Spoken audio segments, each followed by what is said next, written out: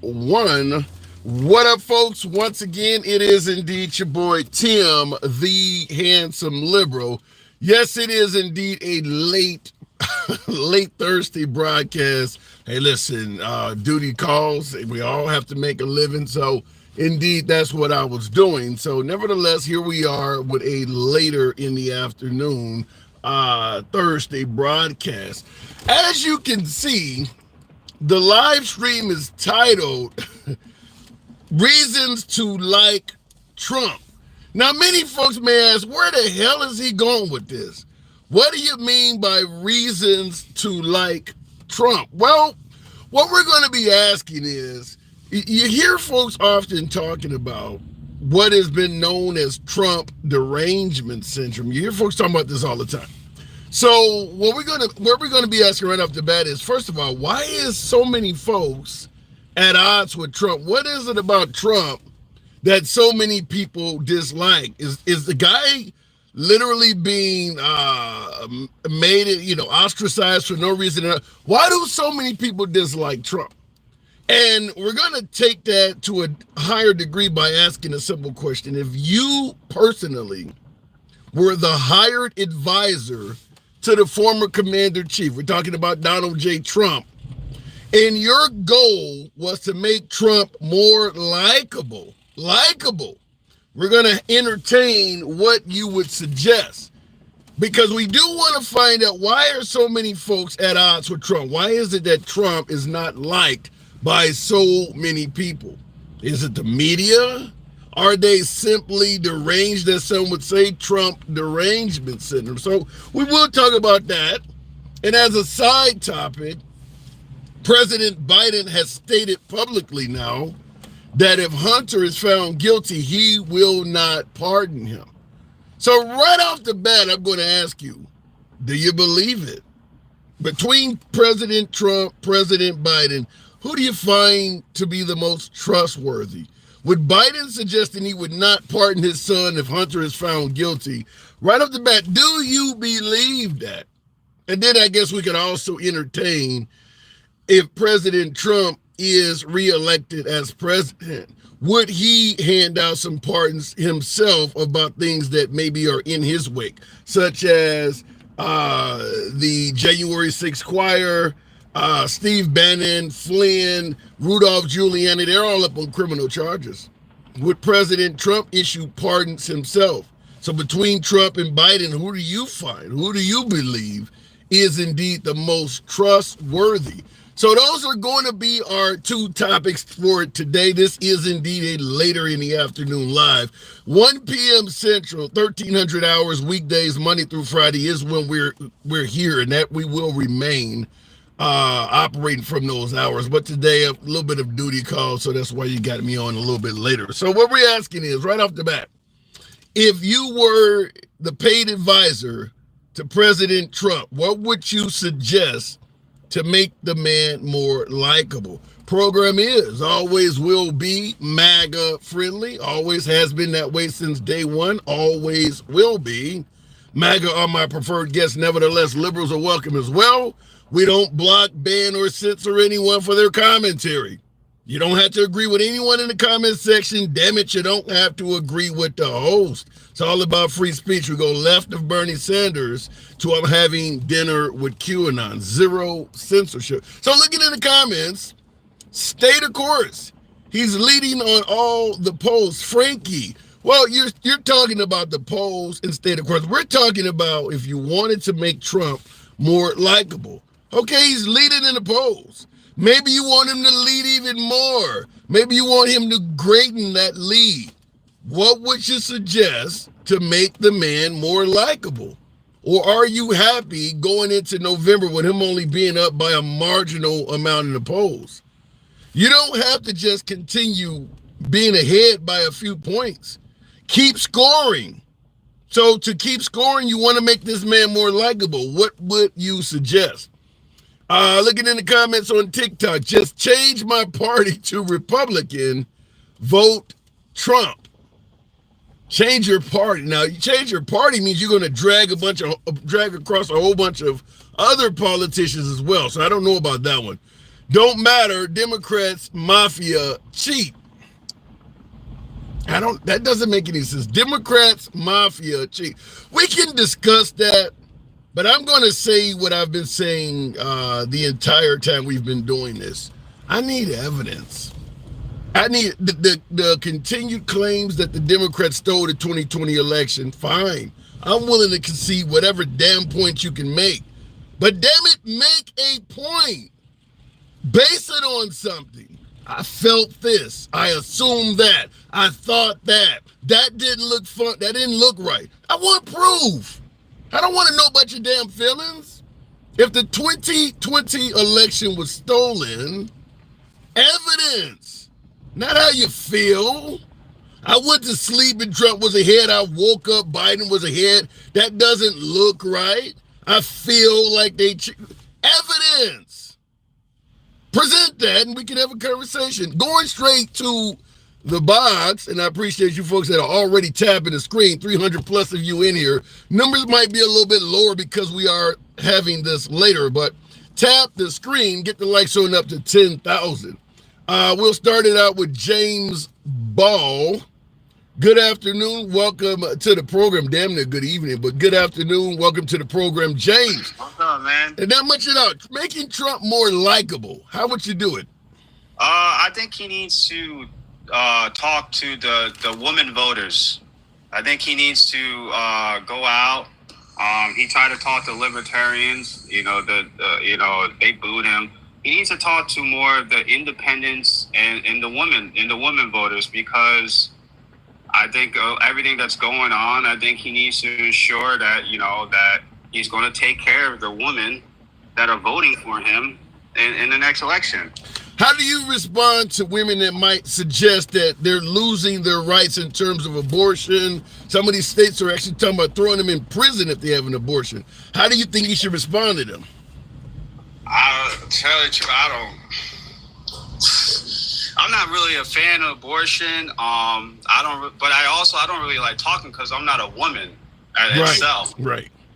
So it's kind of a tough subject with me. I'm 50-50 about it, but I don't know. I think he should come out and talk more about abortion and stuff to women.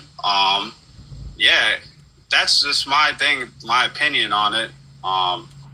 Yeah. You think he could come out of it? You think he could come out of it on a positive note, though? Because if a woman is concerned that she is losing rights, particularly in Republican states, is there really any defense for it? I think it can come out positive and it come out negative. There's women on both sides. There's women who are pro-life and there's women who ain't. It really depends on the state too, really. Well, and that's what I said. The Republican states is where this is happening. But you're correct in saying in saying there are some women who are pro-life and there are women who are pro-choice. But the problem is the women who are pro-choice are forced to adhere to the beliefs of the women that are pro-life. Yeah, I get what you're saying. And again, abortion is just a tough subject for me because I'm just not a woman. Like, I don't know. I'm not really... I don't know, man. I just don't really I pay attention to it, but I'm just not a woman. It's hard for me to talk about abortion when I just don't, What about African Americans? They also seem to overwhelmingly not favor Trump. Any idea? Well, I would fight back on that because I think a lot of African Americans now are voting for Trump. I think a lot of them are. Do you think Trump will come close to getting 50% or more of the African American vote? I don't know about 50%, but I think he's stealing I think a lot of African Americans and people of color are now waking up, and a lot of them are not voting the same as they did back 4 years ago.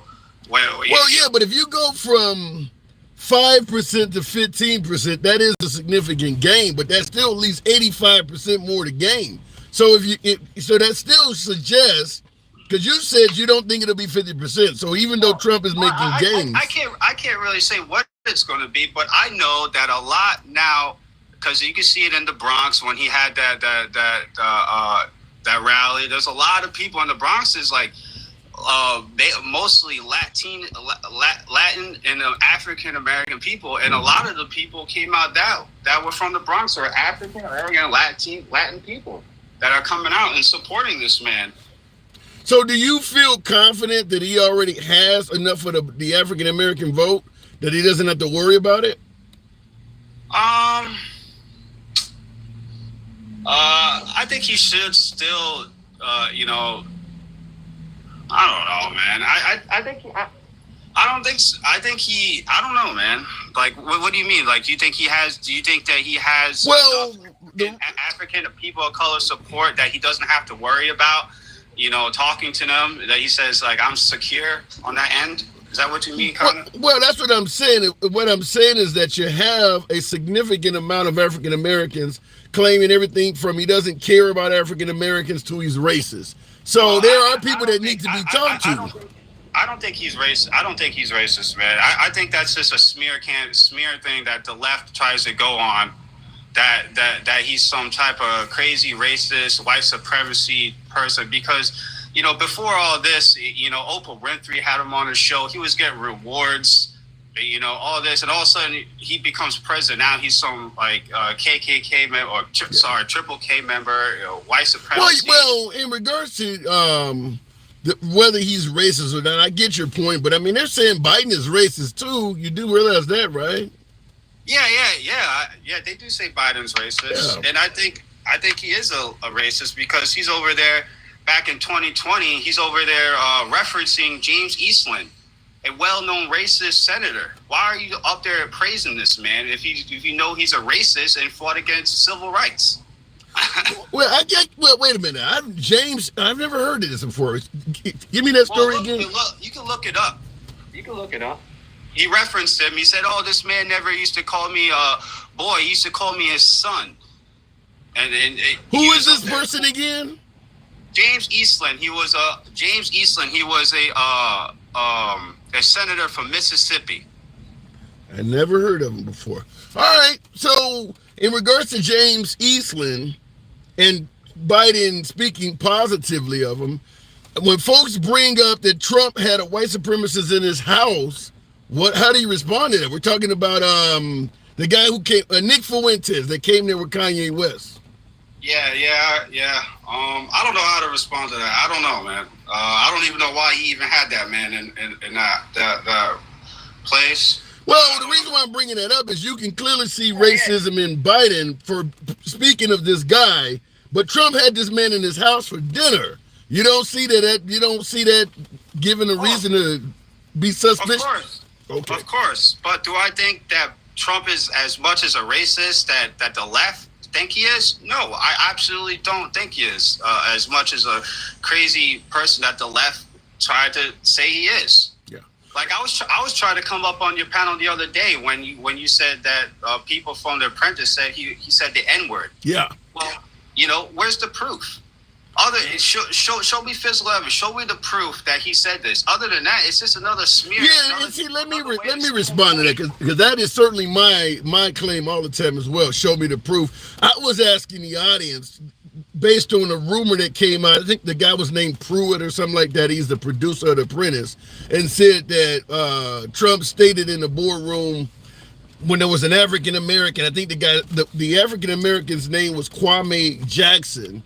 And in one of the earlier seasons of The Apprentice, he was about to win. And the former producer of The Apprentice stated that Trump said in the boardroom, would America really buy an N-word winning? As if to say that, would America really believe that a black man could be capable of winning The Apprentice? Now, I don't have any proof of that, which is why I was asking the audience, do you even think it's true? However, comedian Tom Arnold, Roseanne Barr's ex-husband, states that he saw it. He was a contestant on the show as well. He states that he actually saw it.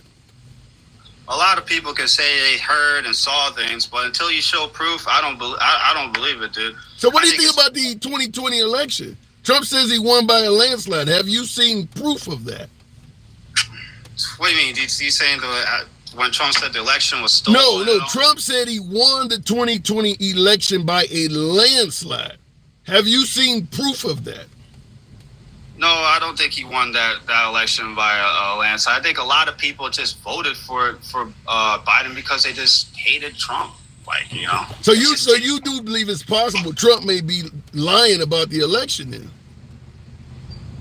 I don't think, there's a lot of things that he says that, there's a lot of things that he says that are fact checked but what politician doesn't make up stuff? Biden told us a story that his uncle was eaten by cannibals.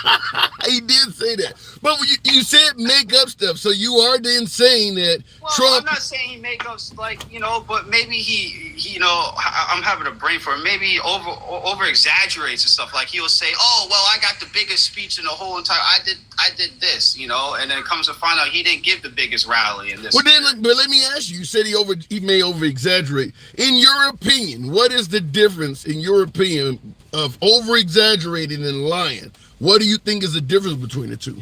Well, over exaggerating, over exaggerating, I think it's just like, I have like the biggest rally, you think you have, I don't know, Is it possible they're the same thing? It could be possible, but I mean, if I say I'm working with 12 inches and I get with some chick and she find out it's really only 10, did I over exaggerate or did I lie?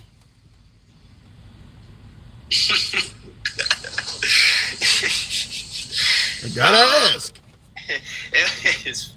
In other words, he's lying. But I think a lot of the times the left and the news media like to take a lot of the stuff that he does and take it out of context too to make it seem like he's lying too. But but you also got to understand, James. You're kind of taking him out of. When you say people take Trump out of context, by you going from the word lying to over exaggerating, you're kind of deliberately taking it out of context yourself. I mean, you're trying to avoid calling it what it is. What politician really doesn't lie? Can you name one politician who doesn't like over exaggerate or say anything that's like? It's a good question. That's a good question. To make him look better. Biden said he traveled to the Keystone Bridge by a train, and there's no way you could travel there by train. Yeah, man, I'm not disagreeing with you, but think about what politician over exaggerates. But think about what you're saying. Is the fact is we voted Trump in office because he's not an insider. He's not a typical politician. But now that he's getting caught in lies, you're comparing him to guess what? Typical now you're asking me what politician doesn't lie. I thought he wasn't a politician.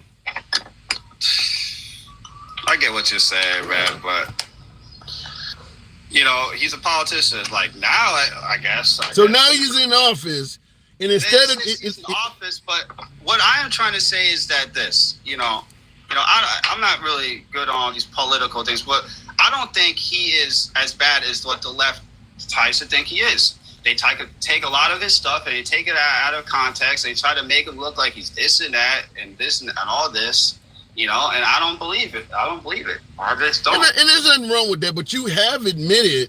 And if it's one thing the Democrats are claiming, they claim he's dishonest. And now you are admitting that he's dishonest just like other politicians. You kind of admitted that yourself.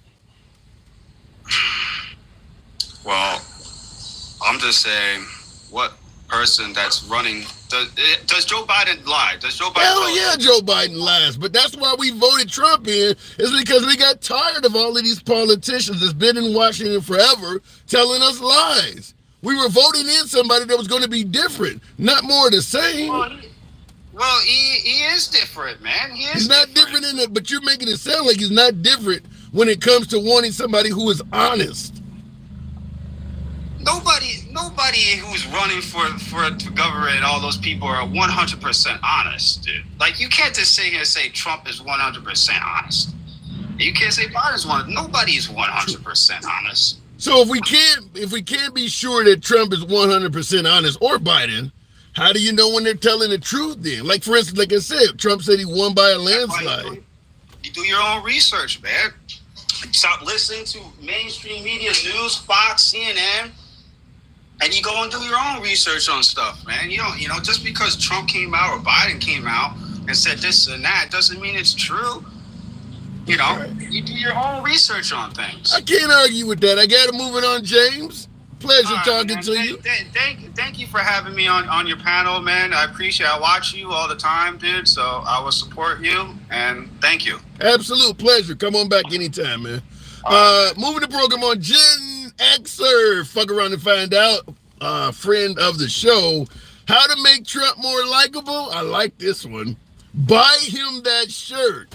So perhaps if Trump could browse the closet of the handsome liberal, he would become a more likable man. Perhaps, maybe a little bit better than Hillary Clinton claiming to carry hot sauce in her purse. I like it, Gen X. By the way, thank you for the support. Look at it in the comment section. Ha ha ha. Nice Proud Boy shirt. Really? The Proud Boys is wearing this?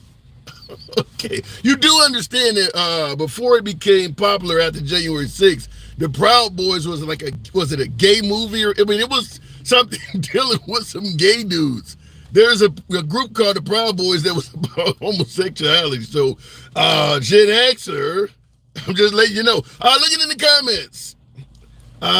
Would Trump feel the same if his daughter was grasped by a little alien and got pregnant? What the hell does that mean? Let me go back to the box. By the way, tap the screen. Almost 600 of you in here for this late evening broadcast. Get the likes up to about 25,000. Let your thumbs not be lazy. Helps out the algorithm, brings in more MAGA. Program is always will be MAGA friendly in its entirety. MAGA are always my preferred guests. Also on YouTube, feel free to smash that like button. The 3 dots in the top of your screen will give you access to that. What can be done to make Trump more likable? That's what we're asking. We'll go straight to one of my subscribers, Top Dog. Trying to make Trump more likable. Top Dog, what say you? What's going on, handsome? How you doing today? I'm doing good. Good to have you back on. So if you were the paid advisor to the Trump campaign, we got several different groups from women to minorities that have their say about us. We need Trump to be more likable to those groups. What would you advise to make Trump more likable? What I would do, I would get with the best speechwriter that I can find. And I would start giving speeches just apologizing. Whoa! Whoa! Just feel me out, though. Not saying you have to kiss ass, but hey, I apologize. If you felt like I disrespected you, I apologize. Whoa! I believe in my heart, if Trump does that, and like I said, he's always showing, it's like a man and a woman. A woman don't want a man that's always hard and aggressive sometimes. Show me a little softer side of you. We've never seen Trump's soft side. So I believe I would get with I know he won't do it, one of Obama's speechwriters, and I would just apologize. Nancy Pelosi, if I disrespected you, I apologize. Remember when Obama got elected and they accused him of being on an apology tour? Do apologies work? Yeah, in America it do. In America, if you do something in America and you apologize and you show that you're sincere, a lot of people in America will forgive you. Look at all the stars that made mistakes and they're able to come back into the light. You see what I'm saying? Yeah, but I got Matt Kelly in the comments saying never back down. But once again, it's not me backing down. It's just showing me that hey, I made mistakes. I'm not perfect, so. If you want to, you trying to get more people, I believe MAGA's people, his fans, they're not going nowhere, no matter what he said. True. So true. It's the fact that if you can show that, hey, I made mistakes, I shouldn't have said that. I didn't really mean it that way, or break it down how you meant it.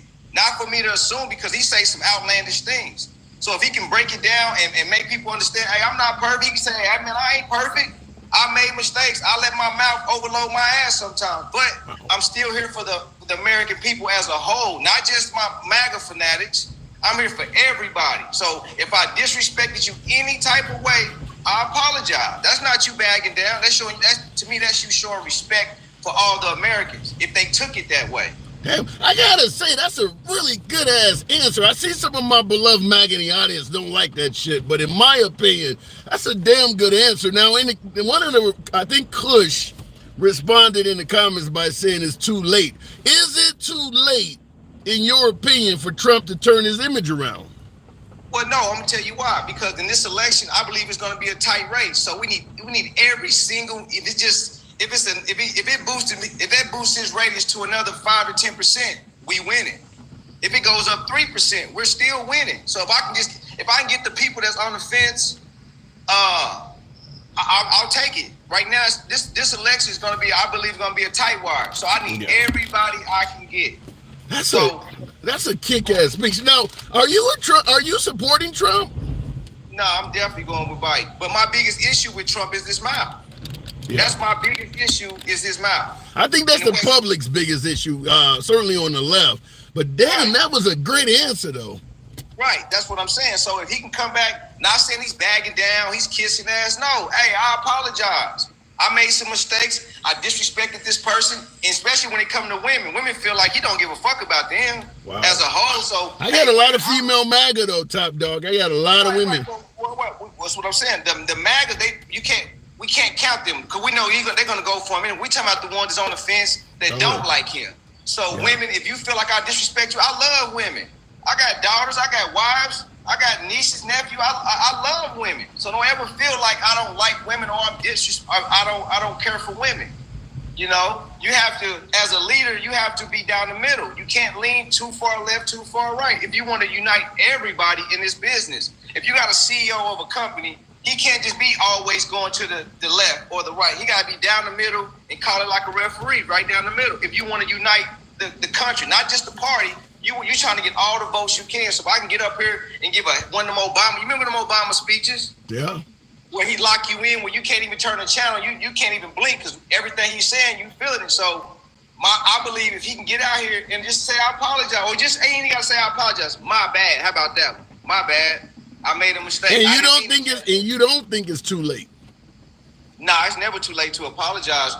Isn't that a song? Justin Timberlake or something? Don't somebody say that in the song? It's too late or not too late to apologize? It's never too late to apologize. We still, like you said, we got 5 months left. That's a lot because what's going to happen? People are going to see him in a different light. Well, he may be people that's kind of on the fence, but guess what? Trump's not that bad because Trump always showing his hard side, his aggressive side. Show me some soft side sometime. Show me you're not an asshole all the time. Show me, okay, just like this with Trump right here, Hanson. He's never wrong. He never admits, hey, you know what? I was wrong. He always got a reason or a lie to justify his bullshit. So if he can just say, you know what? I was wrong. It's just like. So let me ask you this then. I mean, because you're giving probably one of the best answers I could have contemplated coming out. If Trump did exactly what you just stated, would it make you personally reconsider your vote? It won't make me consider my vote because let me explain to you. I need to hear it. Okay, let me explain to you why. I'm a lifelong Democrat, so I'm gonna always ride with my party. Right, wrong, they're gonna get my vote. But for the people on right or wrong, you gonna ride with the party even if they screw it up? Yeah, that's what I am. I would even just like one of my friends. If they go out here and make mistakes, you still my friend. I don't like everything that you do, but you still gonna be my friend. So I don't know. I hear your point. From the friendship aspect, I get it, but I don't see the Democratic Party as my friend. If they're doing something I think is totally wrong, let's say, for instance, on the lower down ballot level, okay, presidents control, they have their eyes in a lot of lower down ballot. You got to echo. You just changed something.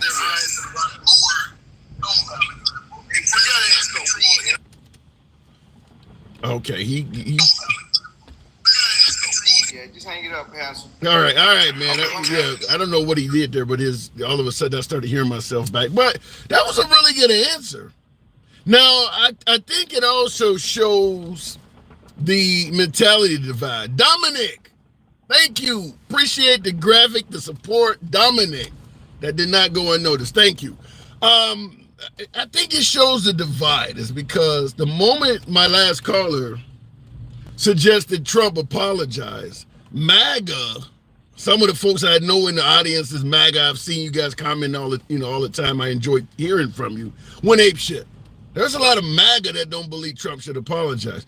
I can't change anybody's hearts and minds, but I will say, in my opinion, I do believe at least attempting to apologize or have remorse for a bad action, it won't sway everybody. Remember Biden, vote for me and you ain't black? There's a lot of people that did not accept that. But some did. Some did. I do believe that showing a little bit of remorse or coming across and saying, look, I messed up. I actually do think, certainly with Biden, as weak of a candidate as Biden is right now, I've already said that I believe if the Republicans had picked any of the other 9 candidates on stage other than Trump, their chances of winning would have been even better. They have a chance of winning with Trump. MAGA has a chance of winning with Trump, no doubt. But I do believe that some of the other candidates with less baggage may have even had a greater chance of beating Biden. Well, we'll see. We will see. Looking in the comments, there's a bad action, but there is also bad actors. Chris McCormick, I do agree with that. I just joined. What is Tim saying he should apologize for? Foster, well, are you suggesting that every single thing Trump said has been accurate? He's never said anything wrong. I've got a video on YouTube now. What is it? Trump is not a racist. You can look at my Handsome Liberal account. The video is titled Trump is not a racist. He tweeted out that blacks are responsible for 81% of white homicides, meaning that if you are a white person and you are the victim of a homicide, there is an 81% chance that a black person did it. He was on Bill O'Reilly saying this, and it is completely false. Not only is it false, but the graphic he tweeted out has a fake source, and even Bill O'Reilly was telling him, I've never known you to be racist at all. I don't believe you have a racist bone in your body. But why would you tweet this out? No apology, nothing. Is it wrong to suggest maybe I'm sorry or maybe I screwed? Should you stand by that?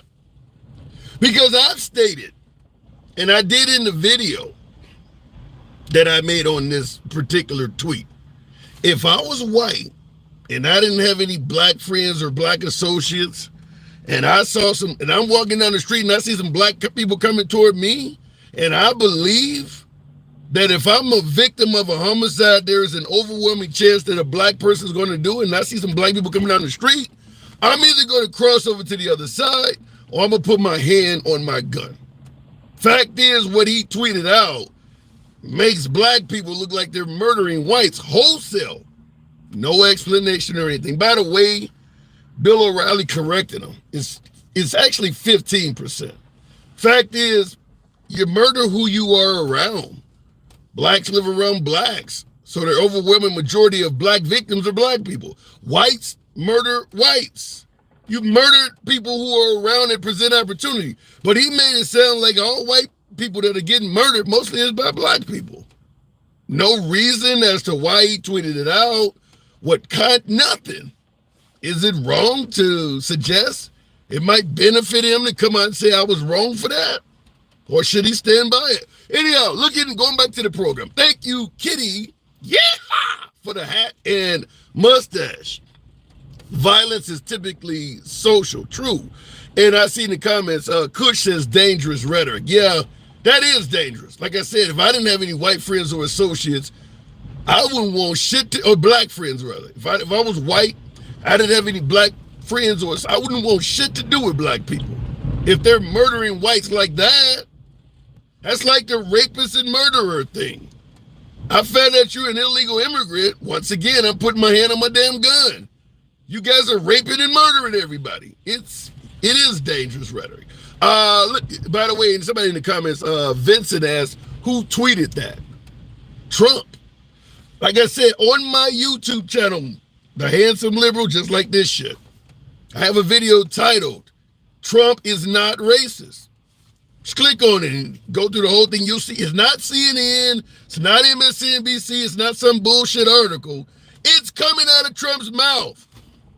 It's actually coming out of his mouth. Him and Bill O'Reilly are right there on your screen discussing it. So, just wanted to throw that at you. Anyway, looking in the comments, there's good people on both sides. And that gets discussed. That does get discussed. You all say Trump is Trump. You all say Trump this, Trump that. But why do you like him so much? I'm not from your country. It's just weird to see why people like him. Well, they believe he has a good vision or the best vision for America. Some believe Trump is the best president we ever had. Everybody has a different reason why they like or dislike a candidate. Going back to the box, though, we'll keep it moving with the one and only DJ Julio. Good afternoon. Welcome to the program, DJ Julio. How you doing? I'm doing good. So you're the advisor to the Trump campaign. You want to make it more likable. What would you do? What would you say? I would tell him to get a puppy. You can use honestly. Go ahead. I was gonna say you can use Christy Noem as the dog groomer. Well, yeah, I mean, she knows what a good dog is and a bad dog is. Yeah, she has a hell of a way of handling the bad ones. Yeah. No, I mean, listen, to some people that's gonna be vicious. You know, especially if you live in a metropolitan city where you're not dealing with hunting dogs and breeding dogs. I mean, it's yeah, not, but it's not for the lighthearted. Yeah, but she didn't just kill her own dog. She killed a goat, and she made fun of suggesting that Joe Biden's dog needs to be killed as well. Well, and we've talked about that. Sarge or whatever his name is, Captain. Yeah. What's his dog's name? I don't know what the Biden's dog's name. I don't know what the name is. Yeah, no, that thing is bitten like several people, man. I've had dogs that Major. Yeah, Major, that's what it is, yeah. I've had dogs that got loose, you know, when I was younger, 18, 19 years old. You know, I've had to put them down because they bit somebody. You know, it's part of it. Just because it's not taken to the veterinary and euthanized, I mean, not everybody's got that money. I mean, Christy Noem lives in South Dakota. She ain't got no damn money. Well, I mean, it sounds more like she was making light of killing animals, though. She didn't make it sound. You ever see Will Smith on that movie where he had to kill his dog and he's in tears? She don't sound like she really was that sad about doing it. Yeah, no, and I agree. I mean, some people are just, you know, built that way, that if it's bad and it's got to get rid of, you got to get rid of it, and by any means necessary, and no apologies about it. But then yeah. She took out a goat because apparently the goat smelled. Yeah, that's weird. I never heard that. Yeah, this broad is an animal killer. I don't put it past her. I don't put it past her, but I never heard that. That's wild. All right. So in regards to Trump, back to the topic, making Trump more likable, how do you pull that feat off? You soften him up. You know, you get somebody that understands the difference between compassion and politics. I mean, I've got to be able to talk to you. You've got to be able to talk to me. And if you can't talk to the majority of people and at least get your point across without them wanting to take your head off. Do you think Trump you mentioned compassion. Do you think Trump lacks compassion? I don't think he lacks compassion. I think he lacks a filter. Explain the difference. Somebody without a filter isn't going to really think whether or not it's compassionate or not. They're going to say what they're thinking at that moment. Yeah. He may have compassion and do different, but he may not speak real well. I mean, I mean, listen, he's a real estate agent. He's now learning politics. He's got 6 years under his belt dealing with government. You know, let's get something in the clear. Wait, hold on. Let me get something in the clear. And let me get your confirmation on this. At this point, at this stage in the game, you pointed out Trump has 6 years under his belt. He actually has 7 because he's been running since like late 2014 or 2015. Right. Can we finally say this man is a politician?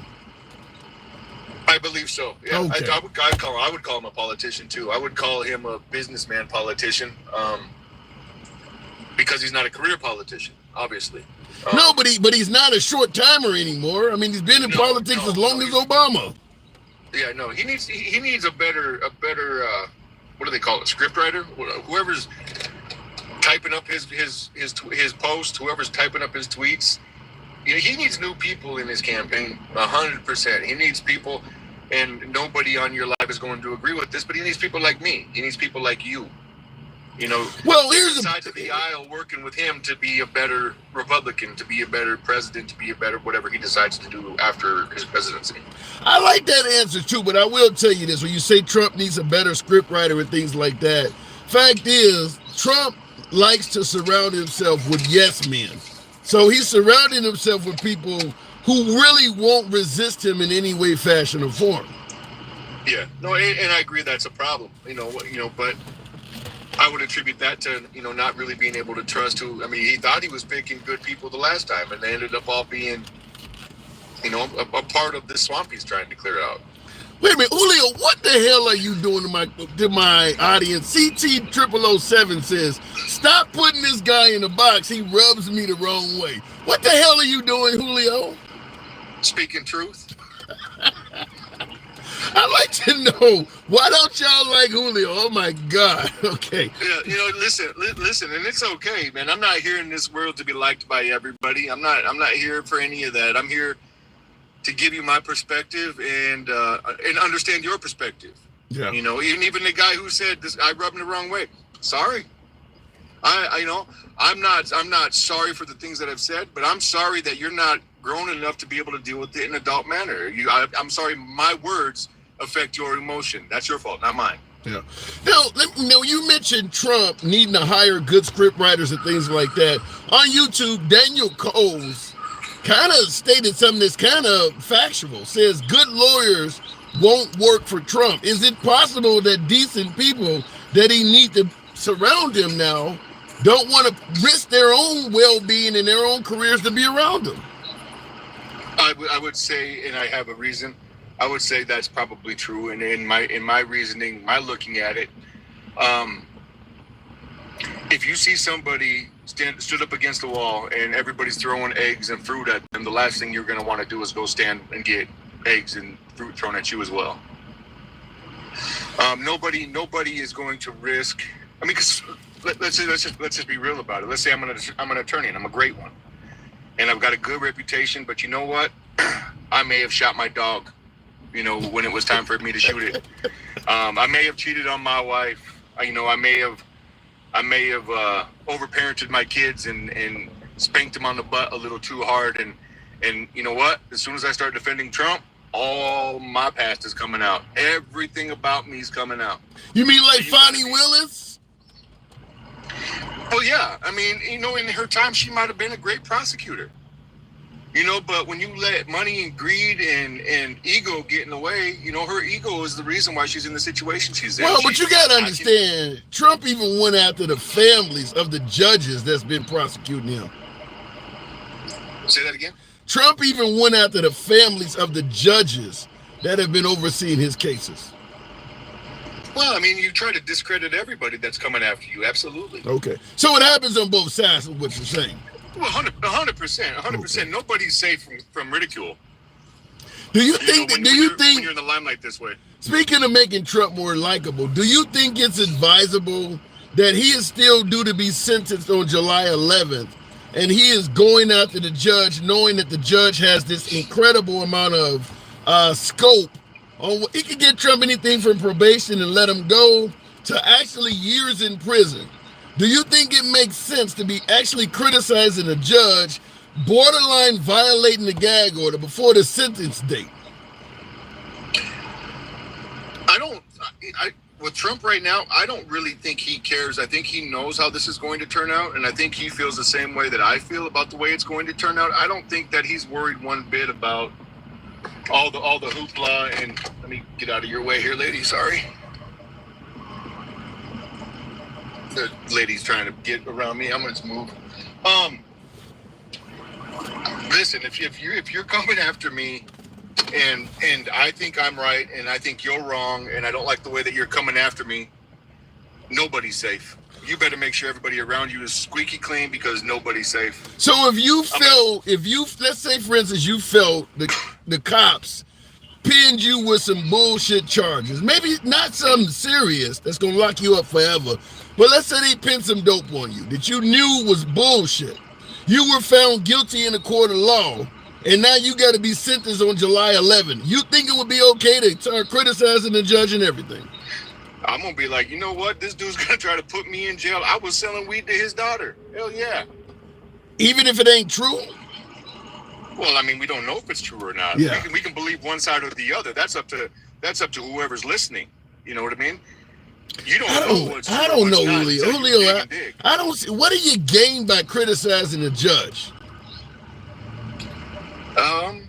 I mean, I don't know that he's criticizing him in a bad way. I think he's bringing even in a good way. What do you gain by criticizing a judge, even if it's in a so-called good way? Because then you discredit him. If I can discredit you, then you have zero credibility.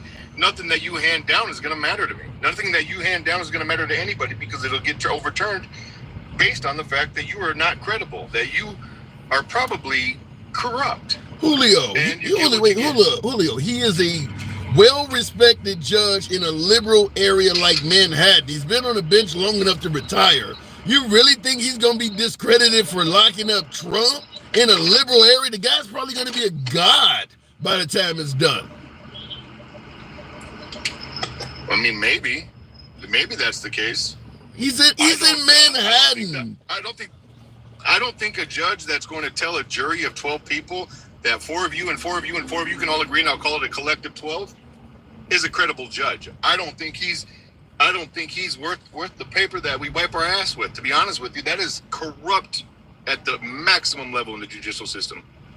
Well, it's 12. It's 12 for 12, or it's 11 for 1. It's a hung jury. It's not 4 of you, 4 of you, and 4 of you, and I'll call it 12. Then you file an appeal and you take it up on appeal. But saying that the judge is the most corrupt judge in history, Trump doesn't have any evidence of that. Well, we all do now. One case makes him the most corrupt judge in history. You know what? I'd go back through all of his cases and see if you can't find more. The problem is the guy has been on the bench so long. You shouldn't need Trump to call him the most corrupt judge in history if he is. There should be all kinds of complaints. Remember, judges get elected. If he was that bad, we'd know about it. Okay, well, let me put it to you this way. If I cheat on my wife for 17 years and I don't get caught, but there's a lot of good things that I'm doing in my life, and then somebody calls me out on it and they catch me on it, I mean, shit, that's who I am. We just vote. All he did was call a spade, Tim. That's it.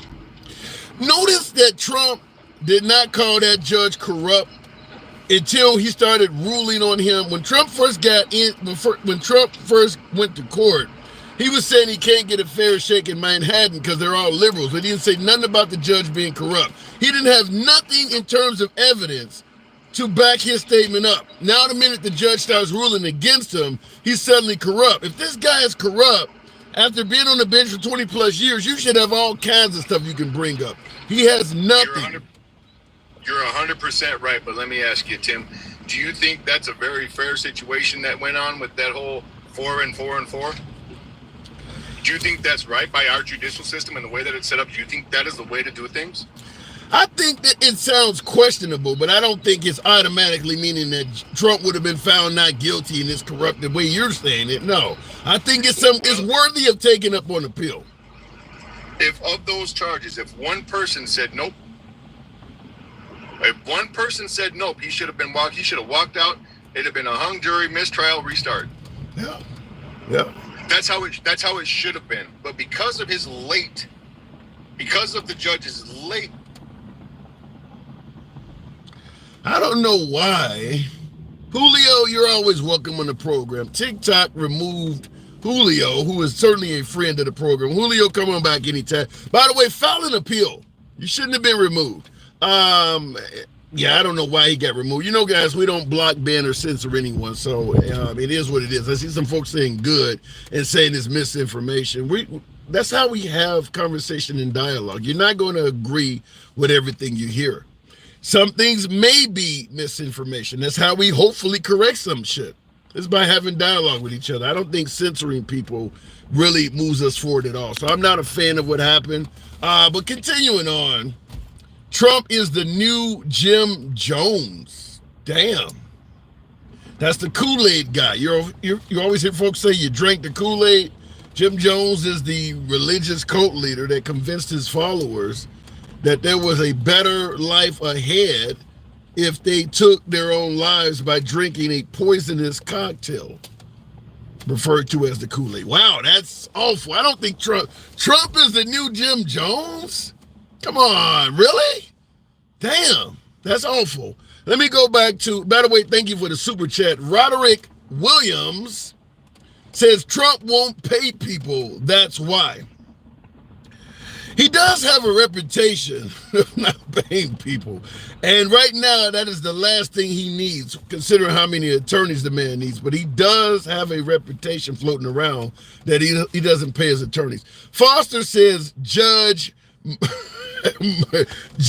Merchasucker put the gag order on him so he couldn't say Lauren Merchant is a DNC operative and fundraiser making bank on her dad's case.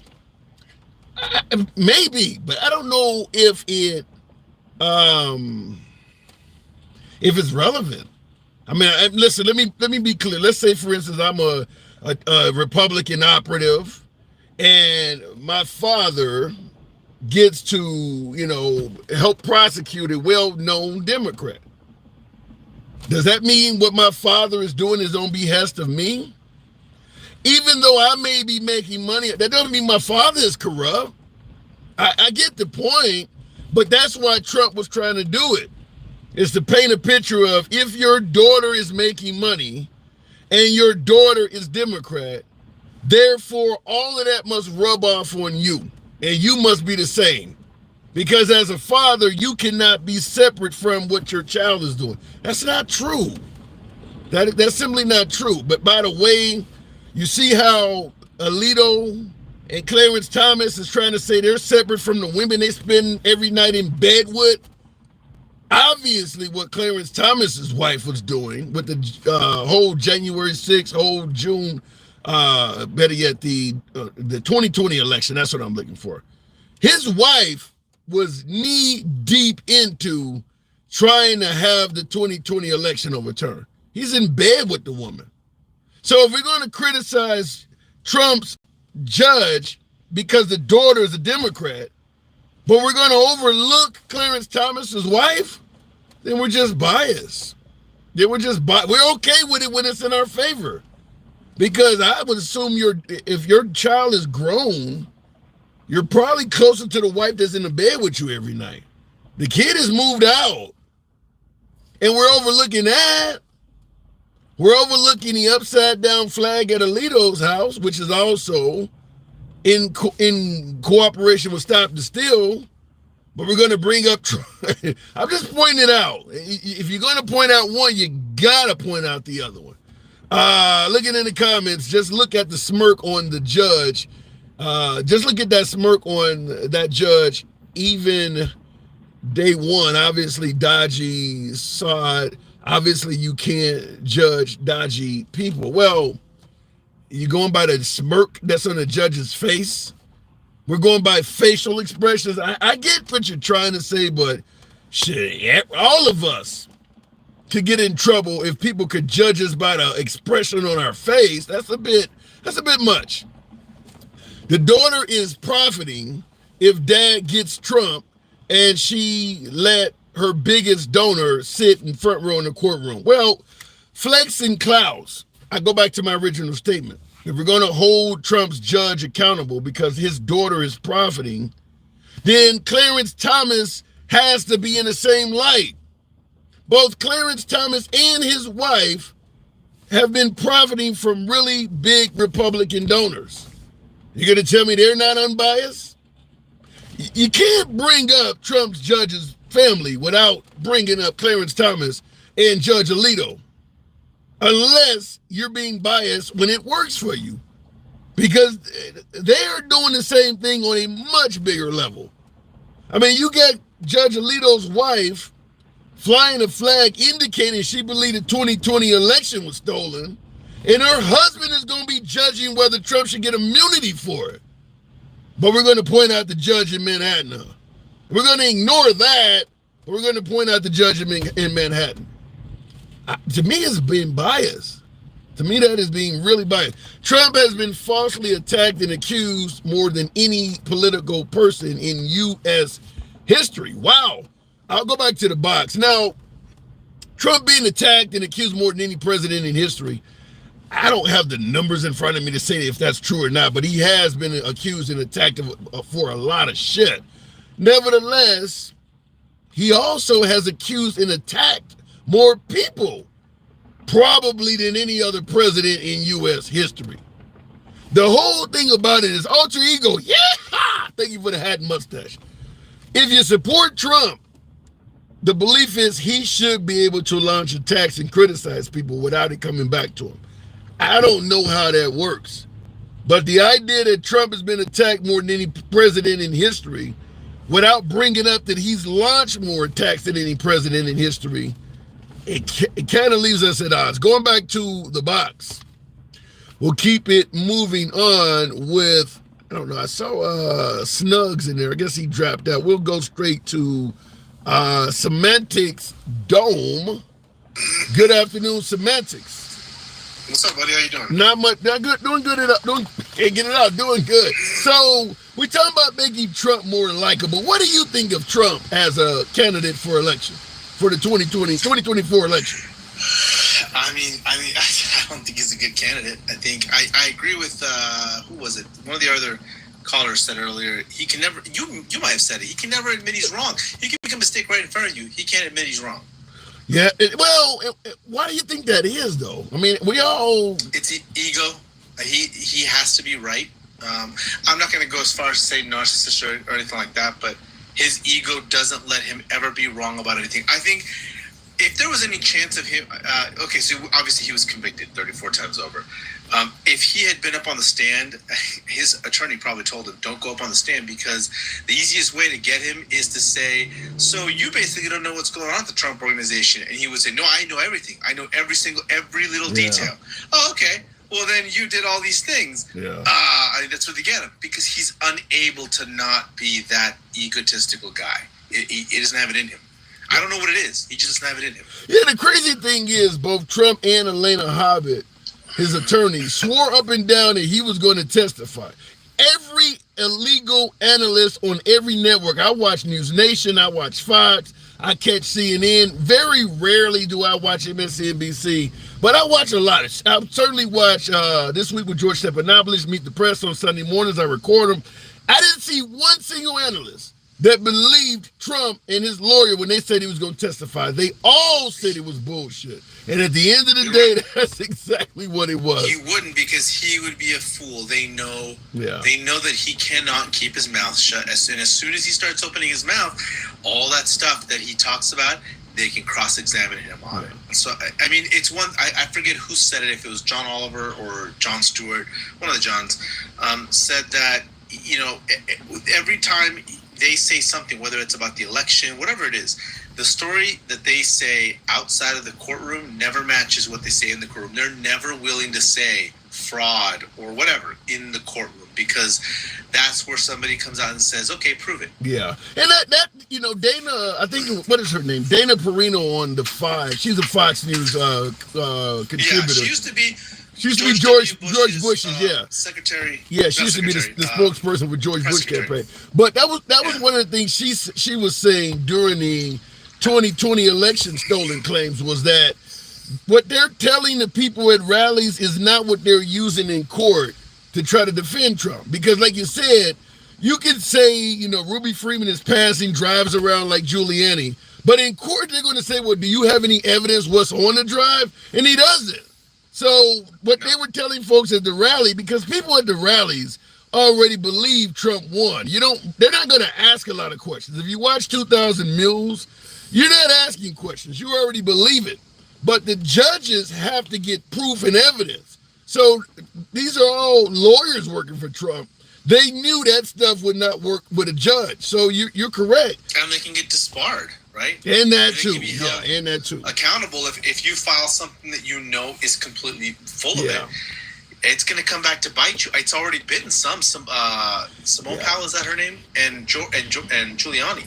Sidney Powell. Yeah, there's been a lot of Trump. There's been a lot of Trump's lawyers in Trump's orbit that cannot practice again. Remember the Marjorie Taylor Greene, the fake eyelashes and the bleach blonde? Yes. But that was one of the things she told the speaker. She was like, you still work for Trump? You still got your law license? And he was like, yeah. She was making fun of the fact that most folks that work for Trump don't have their law license after a while. Yeah, it's a kiss of death. Like, I wouldn't want to go defend the guy. I mean, nobody's fighting over themselves to try to represent him anymore. He's scraping the bottom of the barrel with a lot of these unknowns. Yeah, but that's a lot of money, though. I mean, you got an unlimited MAGA source willing to cover the fees at this point, so it seemed like there would be a lot of people. I think if you have a big enough law firm, you go, we're going to lose so much more if we represent you. Sorry. Yeah, the longevity of the firm could be in jeopardy. So what do you think? You want to make it more likable? You're mentioning... Go ahead. I want to make it more likable. You want to make it more likable. A lot of groups, women, minorities are making claims. You know, you want to make this guy more likable to a larger segment of Americans. What would you advise? I think hopping on to what one of your first folks earlier said on the apology tour, not so much an apology tour, but I'd love to see... Let me get the facts straight. I may have been misconstrued, and let me bring out a top 25 list of things that I have said that turns out are not true. Wow. And I want to clarify that, because I think that there, as the marketing guy, as the guy that I've been for decades, I think that now's the time to make it clear that I'm here for you. I'm here for the country. I think in the past I may have struggled separating Donald Trump, the president, from Donald Trump, the apprentice, the marketer, the master builder that I am. And I want to be straight with you, because I think our country's in trouble. Let me ask you this. And by the way, folks, tap the screen. I didn't solicit that lately. Get the likes up to about 50,000, 700 plus of you in here. Same on YouTube. Feel free to smash that like button, the top 3 dots of your screen. Give you access to it. Get the likes up to about 40. In the comments, you got, VCaddy or something says, advise him to stop lying, cheating, and stealing. Do you believe those are accurate attributes to Trump? Do you think he's doing a lot of that? Lying, cheating, and stealing? I do. Yeah, I think, I mean, and we see it all the time. He's not able to tell the truth, right? Like we know that. We know that he is cheating. I look at... Cheating how? How is he cheating? Well, he cheats on his taxes, right? I mean, if you want to go back to one of the earliest ones, if you have not done this, I think in 2018, one of the longest New York Times articles I've ever read in my life. I had to take a lunch break while reading this. It talks about when they got a hold, I think, of Fred Trump's taxes and some of Donald Trump's taxes.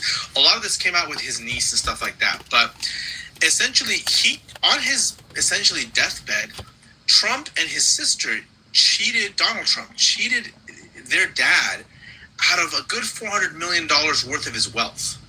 Damn. They outline all of it. So I'm just telling you the source. They outline all of it. I see you all the time. I'll find the source and I'll try to send it to you. But it's in the New York Times, and I think it's 2018. Long ass article. And now you do know the New York Times is a liberal publication, though, right? I mean, not. New York Post. The New York Post leans right. New York Times leans left. Well, but this is receipts and journalistic. I mean, look, there's a difference between journalism. Right. Like, I get it. I get the Washington Post exposed, the Pentagon Papers, Nixon, but the Washington Post has some of the top journalists. They're not opinion folks, right? They're just journalists, and that's what I tend to look at. Same thing. Look, I read the Wall Street Journal, right?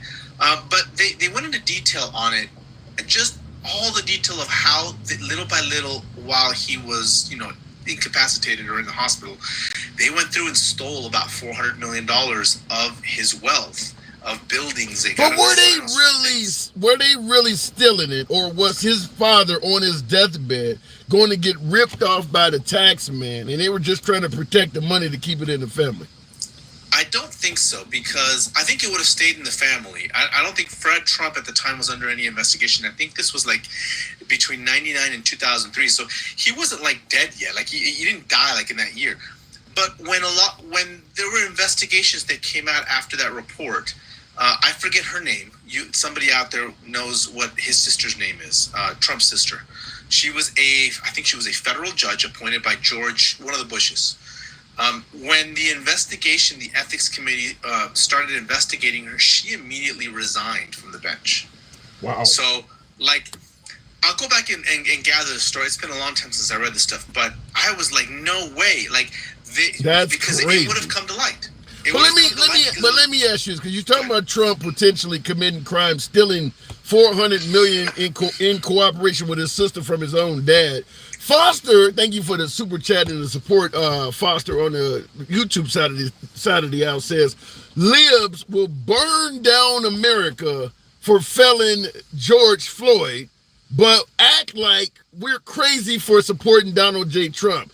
What he's stating is that all founding fathers were felons. It means nothing anymore. So to point out the fact that Trump is now an actual felon is meaningless. He's saying, listen, all of the politicians got a history of crime. I think where they misunderstand is there's a big difference between standing up for someone because they are a felon and standing up for an injustice where a man was literally murdered by the police. Like he was so again, I don't care if Donald Trump had been, I'm sorry if I'm saying some of these words, if Donald Trump had been unalived mercilessly or assassinated, I would not be so I would be out there protesting whatever it was, whether how despicable I think let me take that further. Now you just said something interesting. Let me get your opinion. Now you're not voting for Trump, right? No, I'm not.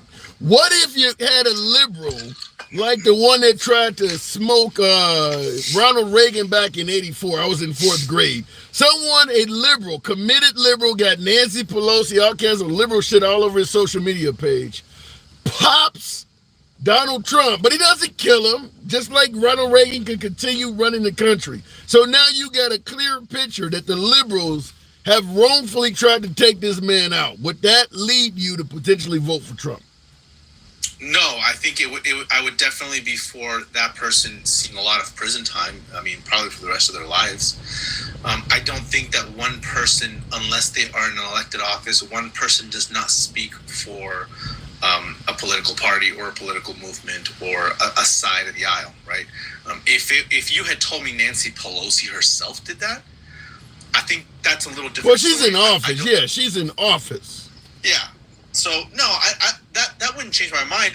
However, I would hope that he is not suffering and that he regains his health. Like, I know that sucks because what if he was an actual liberal in politics, but lower down, maybe a city council member or somebody that was on the liberal side of the aisle that hated Trump so much, maybe a congressperson that hated Trump so much they did this, but they didn't take his life and he still could run. Would that make you potentially vote for Trump?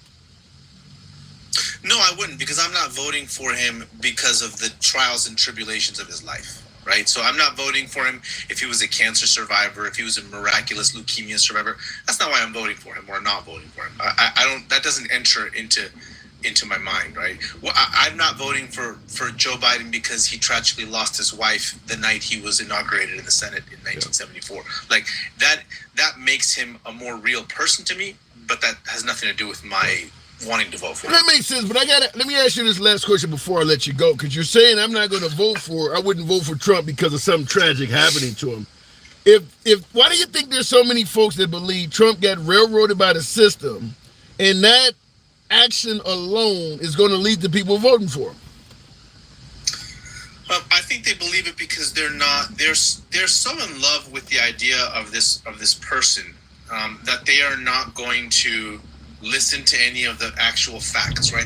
I've been in several lives where folks have been in there reading every single day of the transcript from every single day of the trial, and at the end of reading every single transcript, they still believe that they have no evidence against him. And I'm like, how could you have read May 6th, page 14, and seen these things and still ask that question? Like, I don't know how that's possible. I'll give you a quick example. Is one of them was, if this was his personal bank account that he wrote the checks from, how is it a business expense? And I tried to explain to them. I said, it's very clear in there in the, I forget what the guy's name was in this testimony. He says that the Trump organization, Trump used, he had the irrevocable trust that's checking out of. He used the Trump Organization's accounting department to receive the invoices, log them in the ledger, and then he used the Trump Organization's accounts payable to take the checks, get them issued, this is the Trump Organization, getting him to sign them, entering the entry in the ledger, balancing the ledger, and then sending the check out using their postal service, whatever, to send to Cohen. All that is, you used the business to do it. If he had not used the Trump Organization to do it, then yeah, it's personal. But they read all this in the transcript, and they're still unable to make the connection of why it's business. And the law basically says, if a person causes a false record to be created in a business in New York, that is a felony or a crime. The same way that a woman, Maria Ramirez, back in like 2010, she took some merchandise from a store that she didn't buy. She went to the front desk. She said, I'd like to return this for store credit. And they gave her store credit. They convicted her of causing a false record to be created in a business record. That's all it is. And it doesn't even say that you have to be the one that committed the crime that's the underlying crime. If you're trying to cover up a crime by falsifying a business record, that's a felony. So, you, Mr. Handsome Liberal, if you, paid coyotes to bring immigrants over, that's a federal crime. And I did a business record to cover up the money that I gave you so that you could go do that, you committed the crime, but I committed the felony by covering up the crime with my business. Yeah, and that's why, I agree with you, but that's why it's a Class C. It is a really light felony. I think they pulled a stretch on Trump, but at the end of the day, he did commit the crime. And you did it, man. Yeah, and that law's from 1952. So again, going back to it, my point is that even as they read every word of the transcript, like faithfully read it, they didn't understand it. And they couldn't internalize the facts, and their love for this man made them just completely blind to the very transcript they're seeing in front of them. All right, I got to move it on. I don't disagree with that. Appreciate it, buddy. All right, moving the program on, and I will say this, because many are arguing that the judge gave the jury some bullshit instructions. I think there may be a legitimate case for Trump to appeal on that, saying that they don't all have to find him guilty or something like that. Now, I don't know legalese, but if that's true, because that's where people are targeting Trump's ability to file an appeal. If that is true, I do believe Trump may have a valid area to appeal on that. But on its face, like my last caller was saying, having followed most of that stuff over those few weeks that Trump was in court, I personally do believe that he felt the Stormy Daniels story coming out would be hurtful to his presidential campaign and wanted to squash that story. I believe that. Now, Trump is claiming that there's two areas. I don't know which one, but one, first of all, he said he never slept with Stormy Daniels. I know some of you folks believe that, but I do believe most MAGA also do not believe that Trump did not sleep with Stormy Daniels. But he's saying that even though he didn't sleep with her, they paid her off to squash it from Melania so that Melania Trump did not know about it.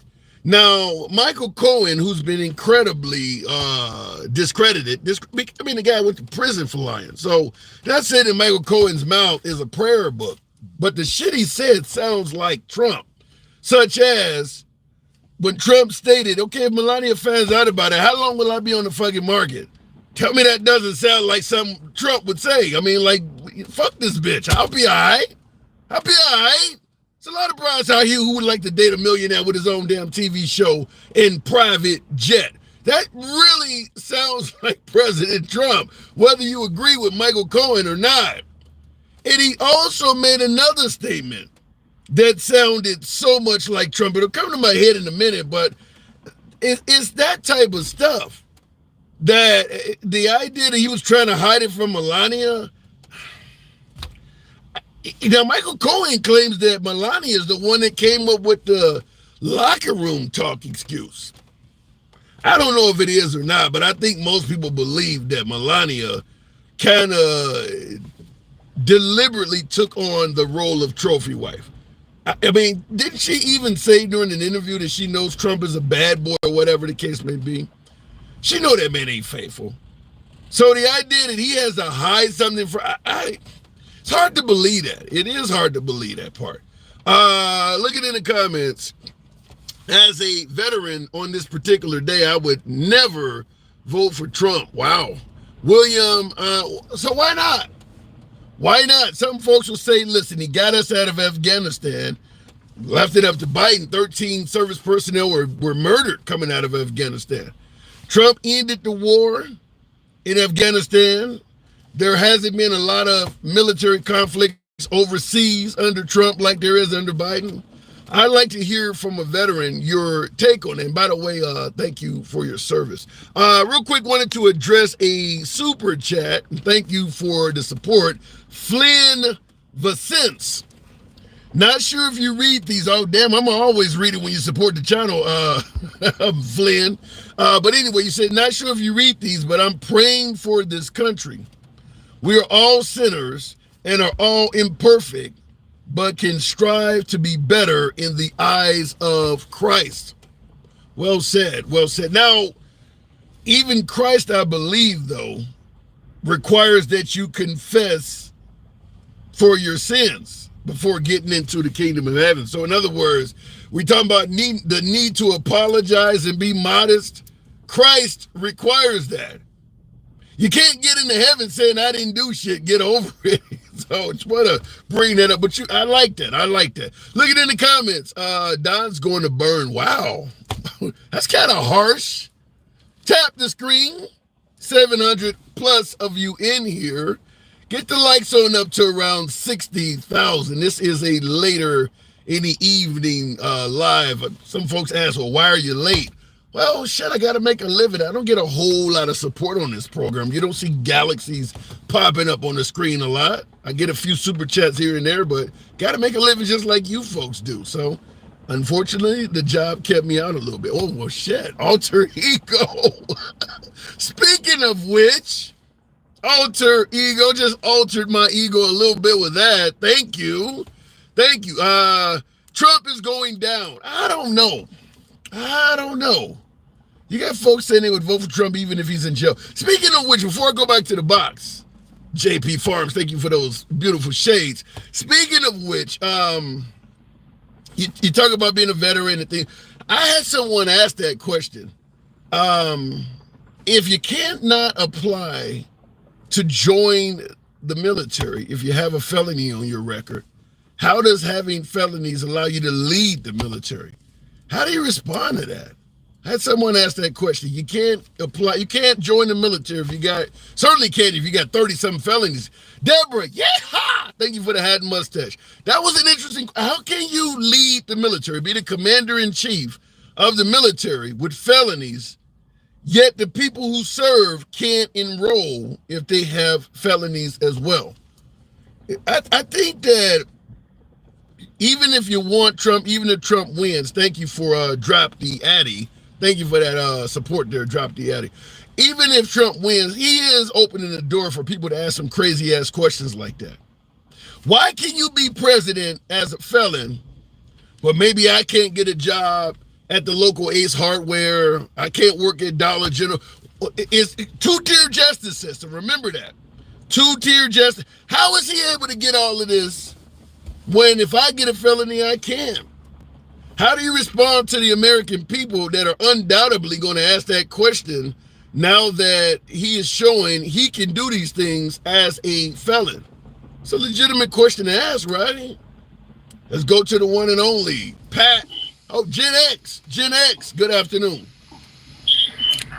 What's going on, Tim? Not much. How do you answer that question? You can't join the military with a felony, but he has 34 and he can lead the military. Make it make sense. You know, I thought about that, Tim, and that's a real good point, and that goes hand in hand with there's a lot of countries he can't go to now. He can't go to Canada. He can't go to Great Britain, several of the Asian countries. I got another one. And while you were bringing that one up, and that is a good point, he can't even go meet world leaders. I got another one. He can't own a firearm with a felony, but he has access to the button.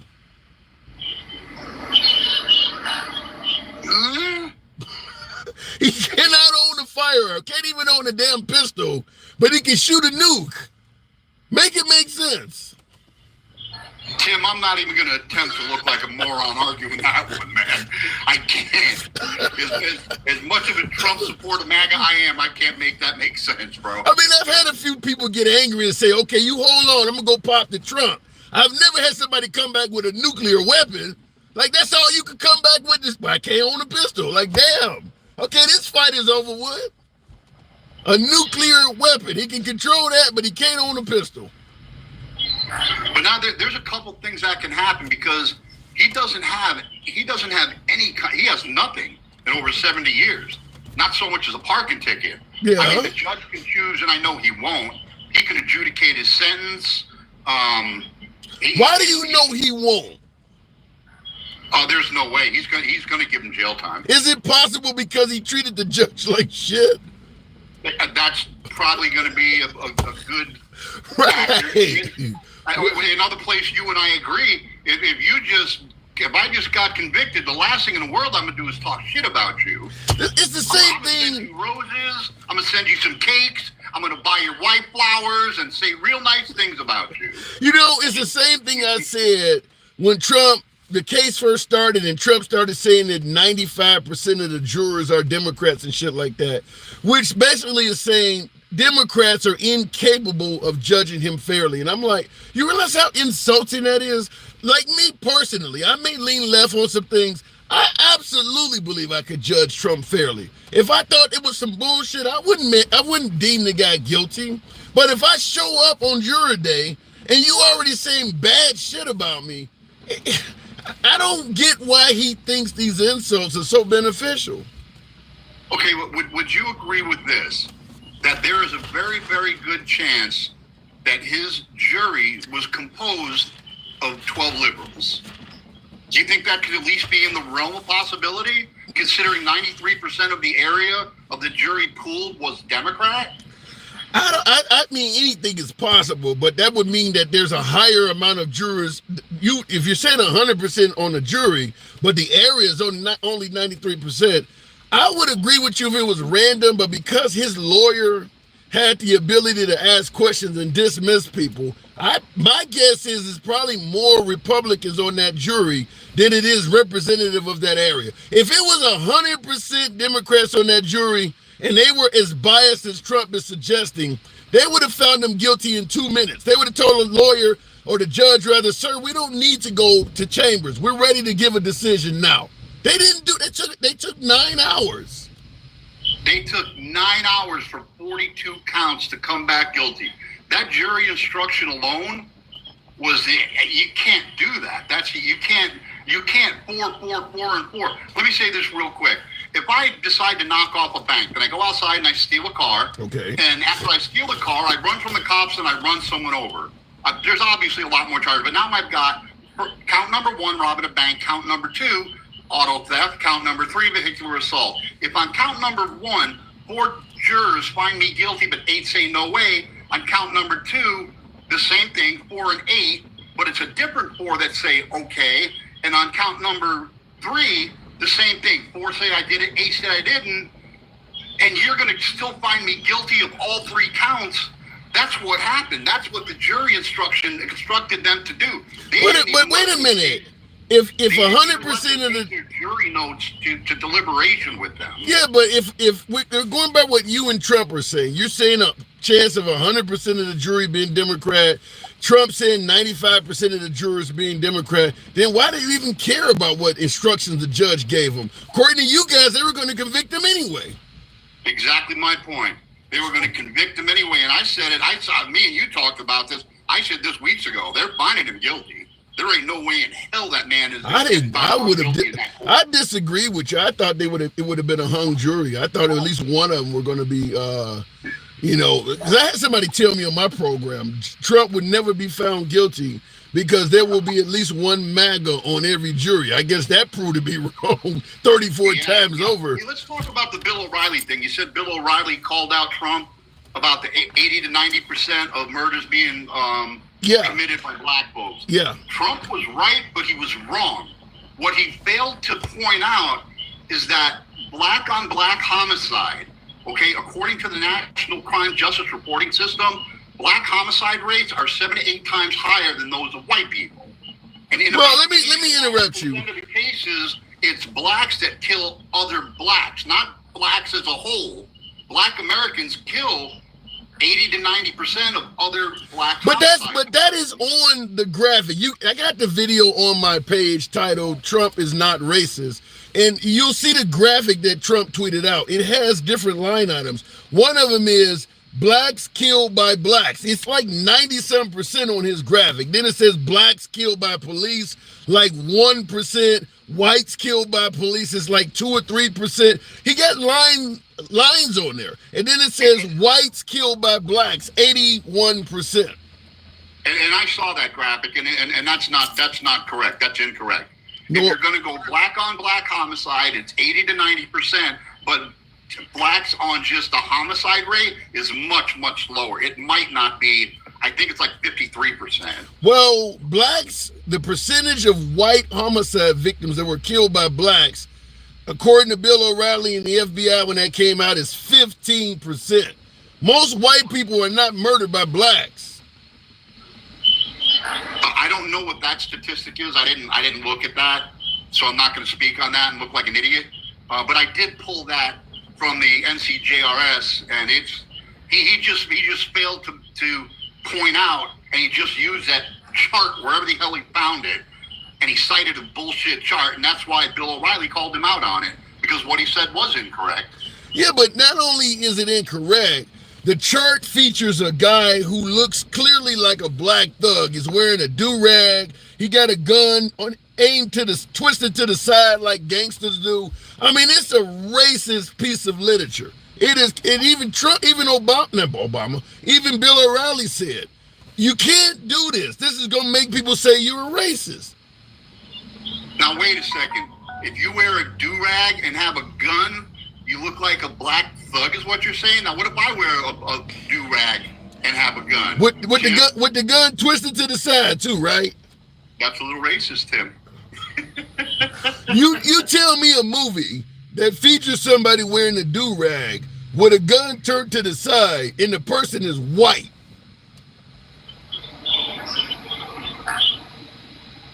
Outsiders. What the hell is that? Outsiders, okay. Man.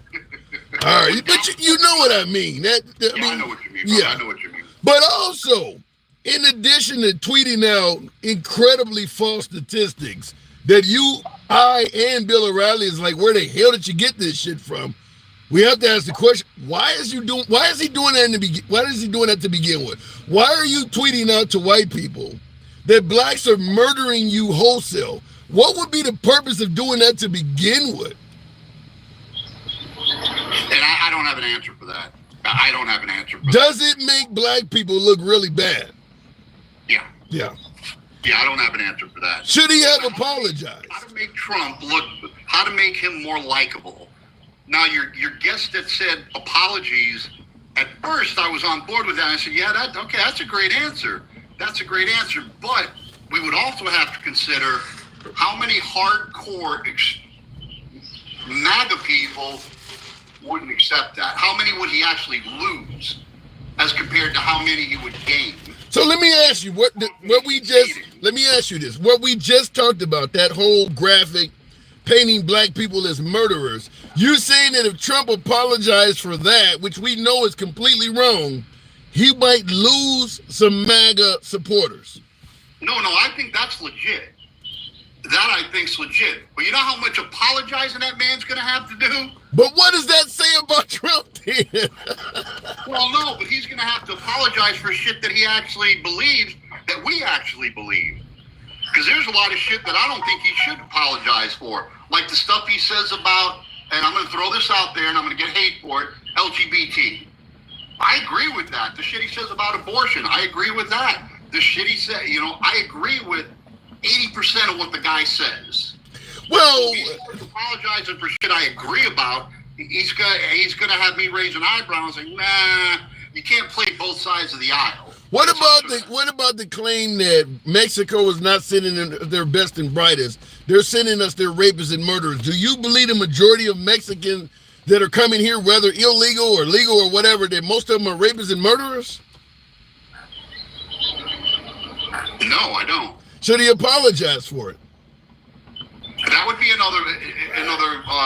But you have to take the whole thing into context. They also said, and I assume that some are good people. Which is even worse. You say, here's the actual quote. Mexico is not sending us their best and brightest. They're sending us their rapists and murderers. I assume some of them are good people. So in other words, I'm not even for sure if any of these motherfuckers are good. I assume some of them might be good, but I'm certain that a majority of them are rapists and murderers. You believe there's any fact in that at all? Well, no, because see, you added something there. You added, but I assume most are. That's what he said. He said, but I assume some of them are good people. So in other words, I don't even know for sure if some of them are good. He said, but I assume. He said, Mexico are not sending us their best. They're sending us their rapists and murderers. That part he's certain of. When it comes to the good side, I assume some of them are good people. So you and I interpret that different. How do you interpret it? I interpret it as the way he said it. I assume some are good people. That's saying some of them are good people. No, it doesn't. You know that? If I say I assume you want to come hang out with me, that doesn't mean it's for sure or not. I think. That doesn't mean it's true. But if I say you do want to hang out with me, now I'm saying it's true. He said they're sending us rapists and murderers. He is sure about that part. He assumes some of them are good. He's not sure about that. If I tell you I may or may not swing by with a pizza and a six-pack, not sure what I'm doing yet, and you assume that I want to come hang out with you, that's not an unreasonable assumption. You see where I'm going with that? I don't, if you're going to say immigrants are coming here and you assume some of them are good people, doesn't that sound like you're not for sure if they're good or not? I don't see it like that. I don't see it like that. I understand what you're saying, but I don't interpret it like that. No. Okay. So when he said they're not sending us their best and brightest, they're sending us their rapists and murderers, what does that mean? Well, he actually had a point there. So they're not sending us their... How many doctors, attorneys, people up in the upper echelon of the Mexican population sneak over the border? People that own homes and land and this and that. How many of them sneak over the border? Not very many. Well, I won't totally agree with that. When you say they're best and brightest, what if the person is willing to go and work on a hot roof for 80 hours straight? I mean, is that not the best among working? I mean, a lot of folks would rather hire immigrants because they're some of the best workers. So there's your best and brightest. That's the best part, is that they work harder than most Americans do.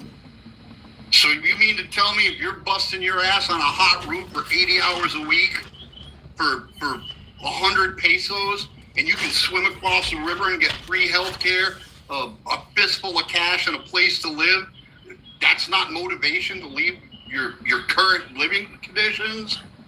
Well, the fact is, they come over here and they're willing to work. I get the motivation part. I'm not disagreeing with you there. But they come over here and they work harder and better, many American employers would say, than American employees. So is that not a best part of that? Well, here's the difference. The people in, like I said, the upper echelon come over the right way. You'll never get here doing that. The right way. You'll never get here doing that. Sure you will. Eventually. I know a lot of Mexican Americans whose parents got over here the right way, who went through my parents, or not my parents, but my grandparents came from Italy that way on the boats through Ellis Island in New York. Well, we were a little bit nicer to Italians than we are to Hispanics. Let me just say it this way. That's actually not true. Well, let me correct that by saying this. Americans are not we have not been immigrant friendly to any group of people. Jewish, Italians, Polish, Chinese, Japanese. No group of immigrants have come to this country and found America meeting them and greeting them with open arms. The American citizens, the American populace has been hostile to every immigrant group that has ever come here. Fact is, with the Jewish. Huh? Also with the Jewish. Yeah, we let a lot of them die because we were claiming they were communists and had been altered by Hitler. We sent them back.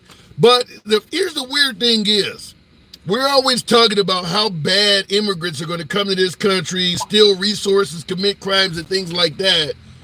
When in reality, we are the worst immigrants to ever come to this country. The American people that have now made this country America, the founding fathers, were by far the worst immigrants to ever come here. We did more damage to the natives than any other immigrant category since that point. We are the worst immigrants. But I thought you just said we got nicer. You just said we got nicer. That's a contradiction right there, bro. How do we get nicer? I don't know about that. Hey, getting off subject a little. Did you see what they did in Mexico? What happened? They just elected a woman, Jewish lady. Yeah. Not even the same religion as 9/10 of the country. They've killed 170 of their politicians. Man, all hell's about to break loose down there. Yeah, the cartel is known for, especially the low-level politicians. They murder a lot of mayors and sheriffs, and I mean, it's got to be rough to run for office down there. They murder a lot of people. Yeah. Someone in your comments just say he evaded the Native American question pretty well. No, I didn't.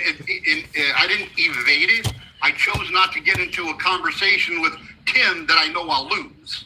There's a big fucking difference from being smart enough not to do something. You're making me feel special, Gen X. I got to move it on, but damn, thank you. Appreciate you coming through, man, as always. All right, brother. Hey, you have a good night, man. I'll talk to you soon, my friend. Anytime. Gen X is certainly always welcome on the program.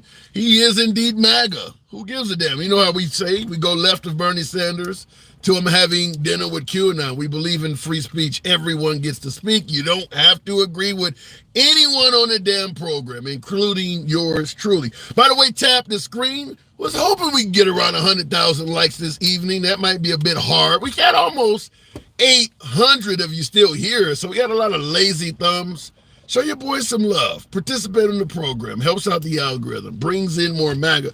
By the way, if you do enjoy civilized dialogue between all sides of the aisle without any concern of being blocked, banned, or censored, feel free to follow the program on TikTok, a subscription on YouTube, if you will.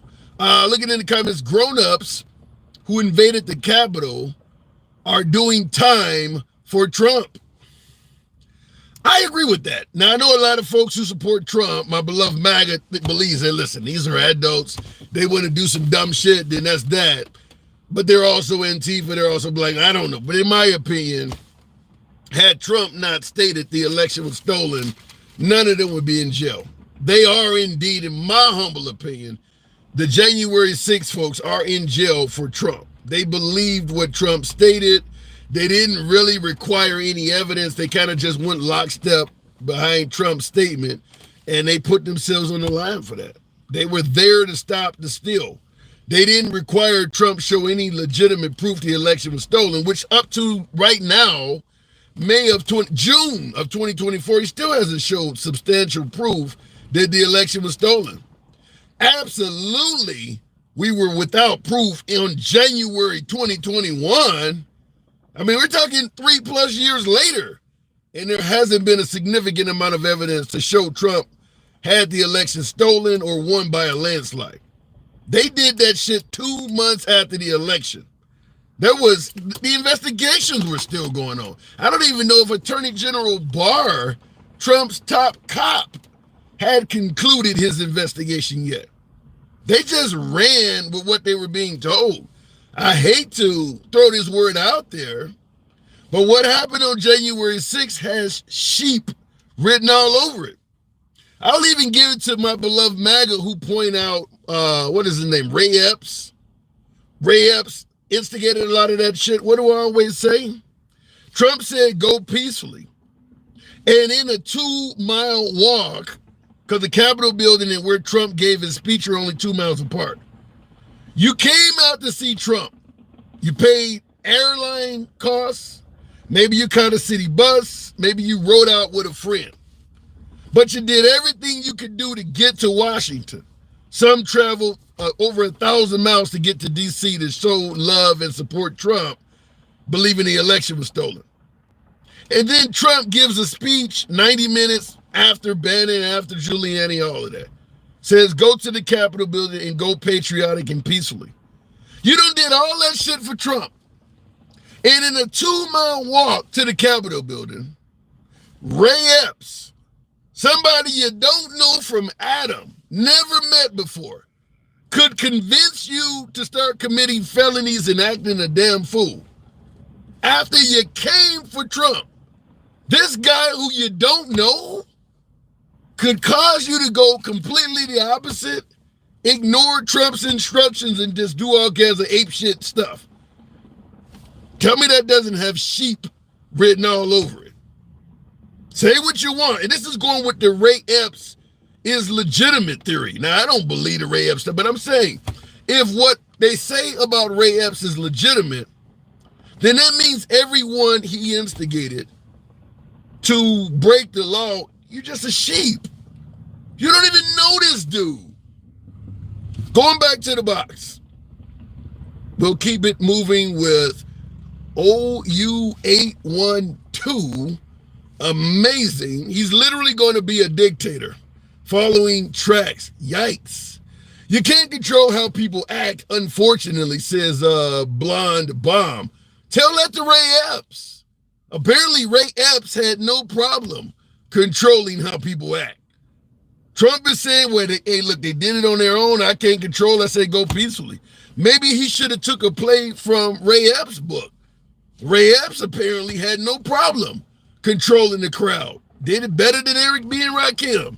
He knew how to move the crowd. Going back to the box, the program is a little bit slow in the box, but I agree with the host. Thank you, Meech. Appreciate that. When the fight starts, where you going, son?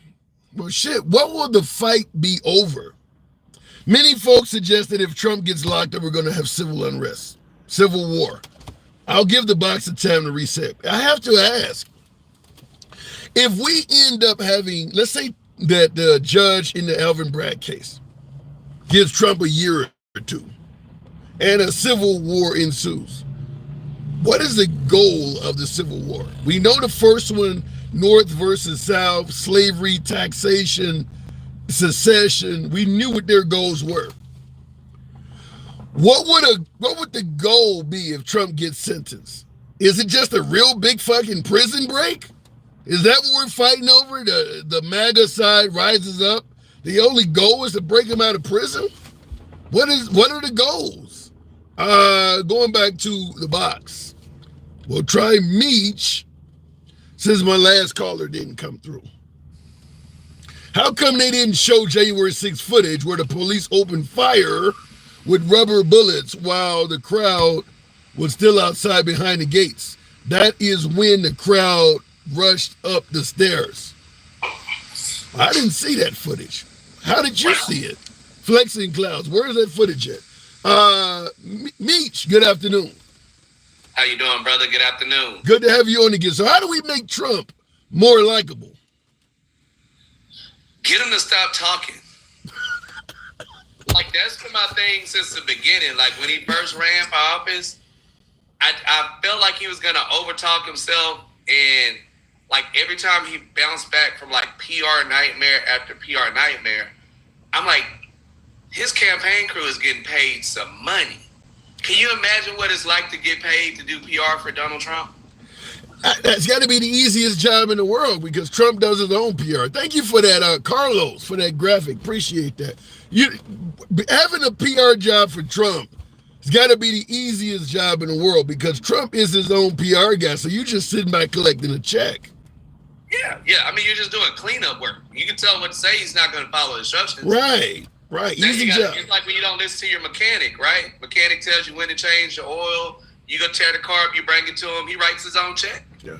Well, like with Biden, you got to damn near hold him up. So when Biden's out there giving a speech, you got to damn near be behind him. The PR for Biden is hard. You got to write his speeches. You got to make sure the teleprompter works. With Trump, it's easy. I don't know. I feel like Trump and Biden are like twin brothers in terms of a president. I feel like he's the Democratic Trump. I mean, he is a horrible person to have as the spokesperson of a party that's supposed to represent the left. He comes out and says, okay, for some reason, somebody must have been sweating the live on TikTok. For my YouTubers, the live went down. I could probably appeal it in. I mean, we didn't really say anything that was that bad. I don't know why it went down, but these things do happen. Looking at my YouTube side of the crowd, because we're only on YouTube right now while I see if I can figure out what the hell just took place.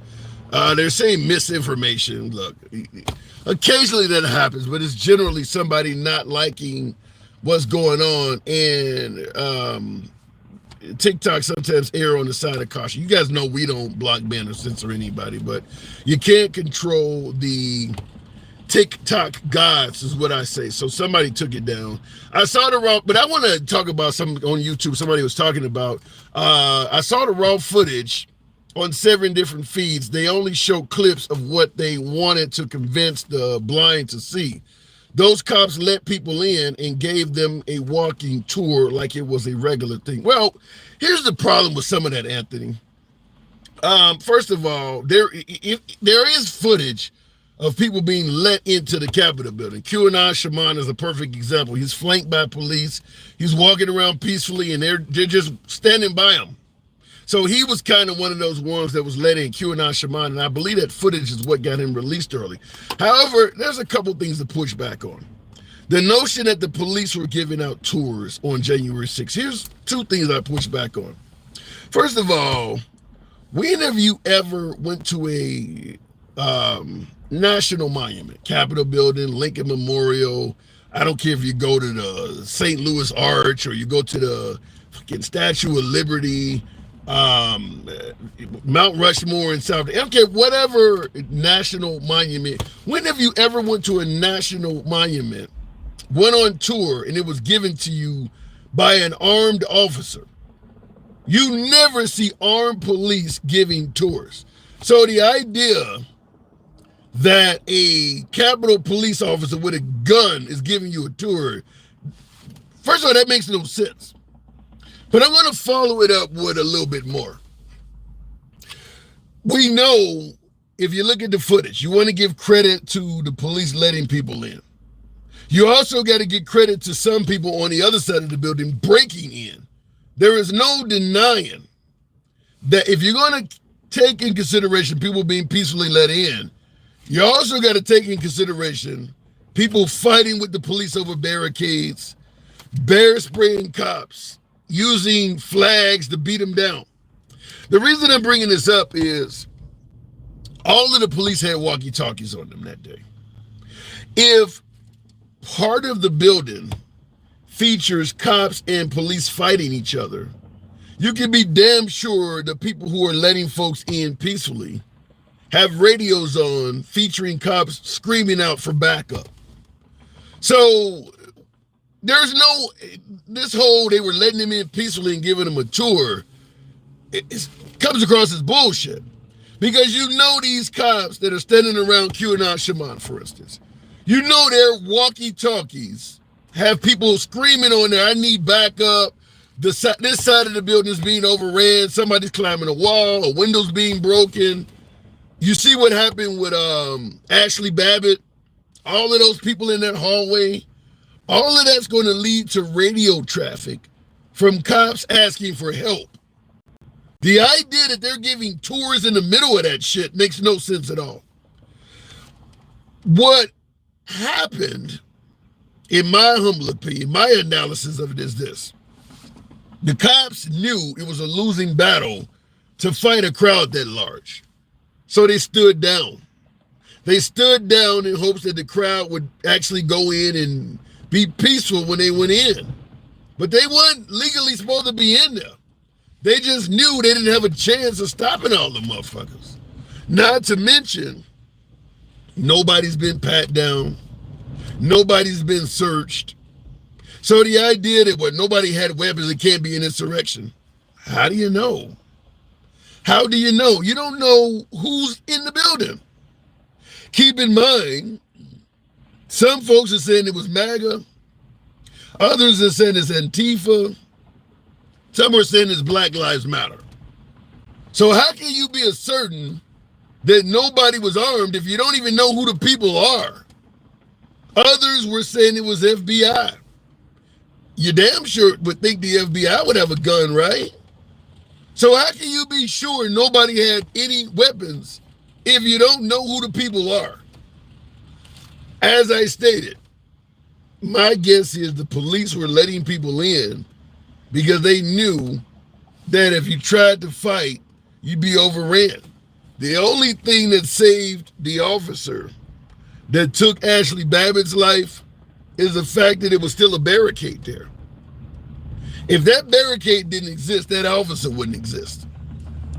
You see the African-American officer running up the steps with his ass or baton out and he's being chased. You think he would have stood a chance if he turned around and tried to handcuff or block them? Some of those cops were scared. They were scared. But in defense of MAGA, Trump, and the protesters, they should have to go and testify why they let people in. They should have to tell people that. They shouldn't get a pass because their duty was to protect the Capitol building. By the way, the Capitol building was closed that day. You got the VP, you got all of the Senate, all of Congress, and the president-elect and vice president-elect in one building. Nobody's giving out tours with all of that sensitive personnel in the building. The whole they were giving out tours thing is bullshit. So the building was actually closed. So the officers that did let people in peacefully should be required to testify why they were letting people in, because it does go against their duties. My humble opinion is obvious. They knew if they fought it, they would be wiped out. I mean, there were plenty of cops who did put up resistance, and MAGA started beating them, pepper spraying them. So some of them were scared for their lives. And one of them, the guy with the throat tattoo, did testify. He was scared for his life. So it is what it is. Looking in the comments, a lot of them weren't even real cops. Did you see the clothing they wore? Is Halloween all over again? Well, that's what I keep saying. If you're going to say Ray-Epps, FBI, Antifa, they're not real cops, then how the hell can you say they didn't have arms? How the hell can you say the people in the Capitol building weren't armed? It can't be an insurrection if you don't even know who they are. Now you're saying they wasn't even real cops. They had a gun on their side. So who are they? Admitting you don't even know who the people are should remove any statement suggesting that nobody had guns. That should be eliminated now. Because now you're coming back and saying, well, we don't even know who they are. Yes, they weren't giving real tours. It's a metaphor. They essentially gave tours. No. It just ignored all of the people screaming for backup in their radios. It just gave tours and ignored all of their brothers and sisters crying out for backup. And that makes sense, huh? That makes sense. Do you think some were planted? Here's my argument on that. My argument is this. Trump claims he called for the National Guard to be present, and that it was Nancy Pelosi's job to make sure the National Guard was there, and that Nancy Pelosi deliberately let him down. I want to see if I can start TikTok up while I'm giving this. Yeah, we won the appeal, so TikTok is back up. But Trump claims that he wanted the National Guard there that day. And it was Nancy Pelosi's job to provide the National Guard, and she deliberately skirted the duty. Could be possible. I'm going to go with that as being factual. I don't believe it, but I'm going to take that and run with that. Let's say it was Nancy Pelosi's job. First question. We know on January 6, 2021, Trump and Nancy Pelosi were arch enemies. So the idea that when you need security the most, the idea that when you need security the most, Nancy Pelosi might not provide it, should be on the mind of anybody in Trump's position.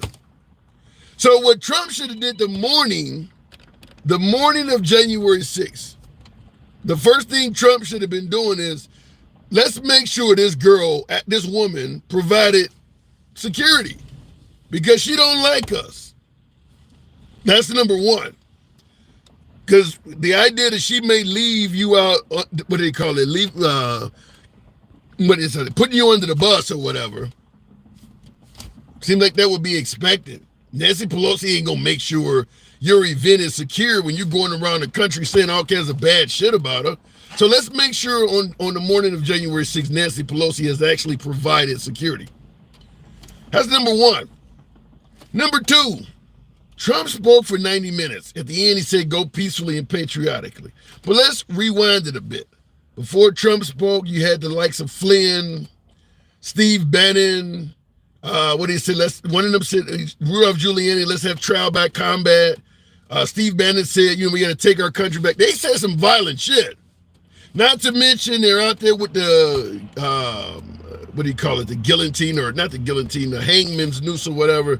It's a violent protest, with the exception of Trump saying go peacefully. There's a lot of violent talk going on, all while there is no security. Remember, Trump requested security and Nancy Pelosi has not provided it.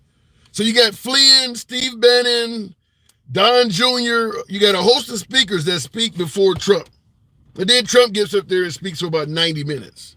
So easily about 3 hours of speaking, knowing that there is no security in the National Guard. You know Nancy Pelosi has not met her duty. Let's assume what the Nancy Pelosi thing is correct. You know she hasn't provided security. You're speaking for 3 hours or more, and she hasn't done it. Trump gets up there, speaks 90 minutes. Once again, after everybody else has spoke, he still sees security has not arrived. I have to ask the obvious question. Why would you then send this unchecked, unsecure crowd to the Capitol building? Even if Nancy Pelosi's job was to provide security and she failed, you've had plenty of time to recognize that security is not there. And you're going to send them to the Capitol building where America's most sensitive personnel is located. And only thing you got to defend the entire Senate and congressional body is the words go peacefully and patriotically. To a crowd, you're now admitting, I don't even know who these people are. I just expect if I say go peacefully and patriotically, that will supersede the need for the National Guard, and they'll just all fall in line and listen, like they're sheep or something. I'm just going to say it right off the bat. Even if Nancy Pelosi's job was to provide the National Guard and she failed, that doesn't excuse Trump from not realizing the National Guard is here and then still sending them to the Capitol building, knowing the security he requested is not present. He would have to get blamed for that as well. Period. He would have to get blamed. You know that this group is not being properly secured. Why would you send them where everybody is at? You don't get to blame that on Nancy Pelosi, because you knew for several hours your requested security is not here. For several hours you knew that. He would have to get some blame too. Now, if you don't want to blame it, then it's something different. Look at it in the comments. Oh God, seems you swallowed the fake truths. Wake up. Well, elaborate, David. You're saying I swallowed some fake truths. Tell me what was fake.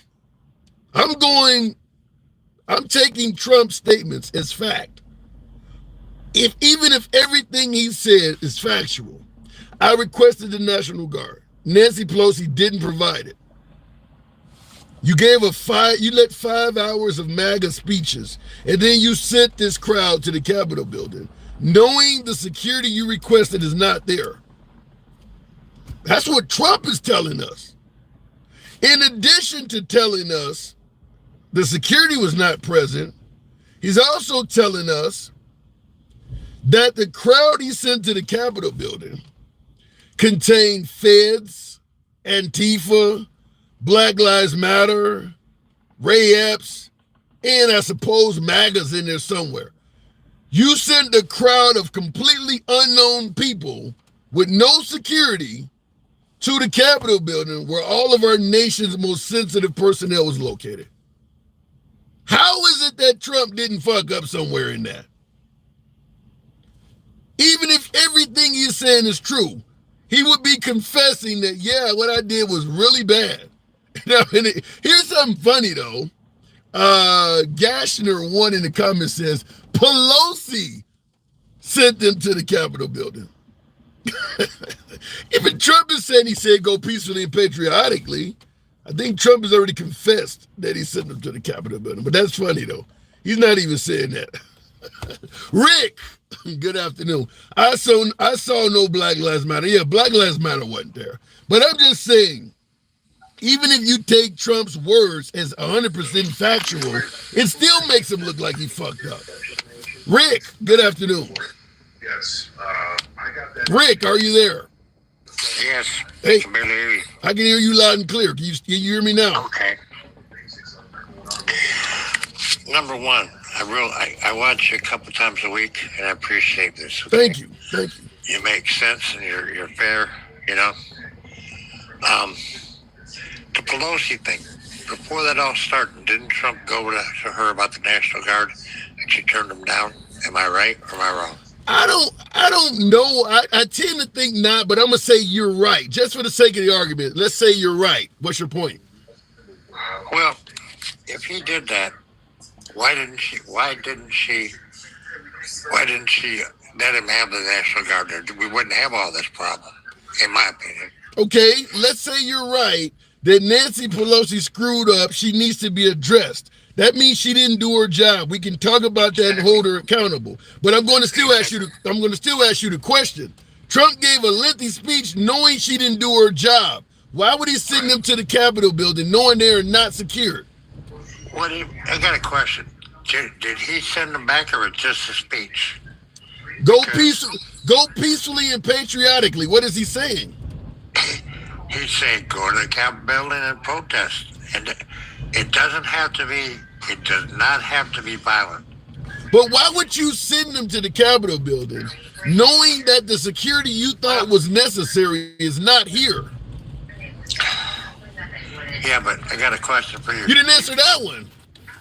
Well, I don't know. I'm gonna be honest. I don't know. Does that not look bad? You knew ahead of time you need to add a National Guard. You know they're not there, and you're still going to send them to the Capitol building. And the point is, with this country's not better because all that happened. I don't think it is. And I'm going to be honest with you.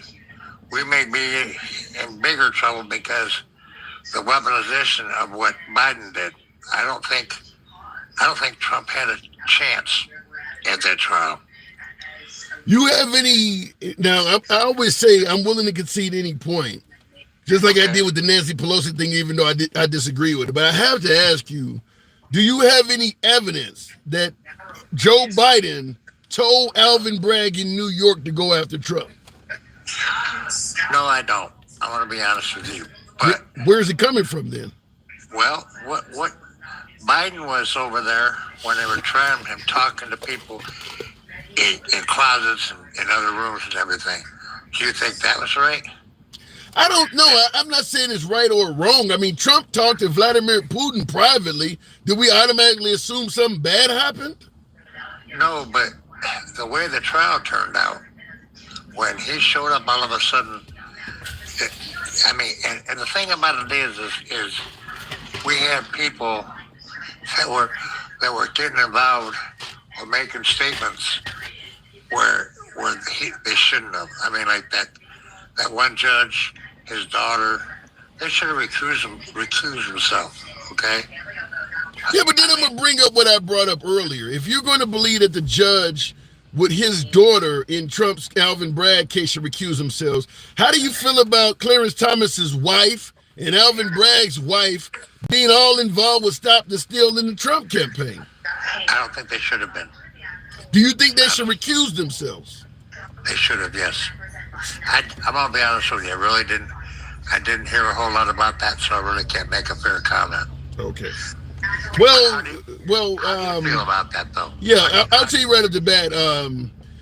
Clarence Thomas' wife and Clarence Thomas himself have received all sorts of money and trips, college tuition paid off from top Republican donors. Justice Alito actually had a Stop the Steal flag flying at his damn house. And now he gets to judge on whether Trump should get immunity for that.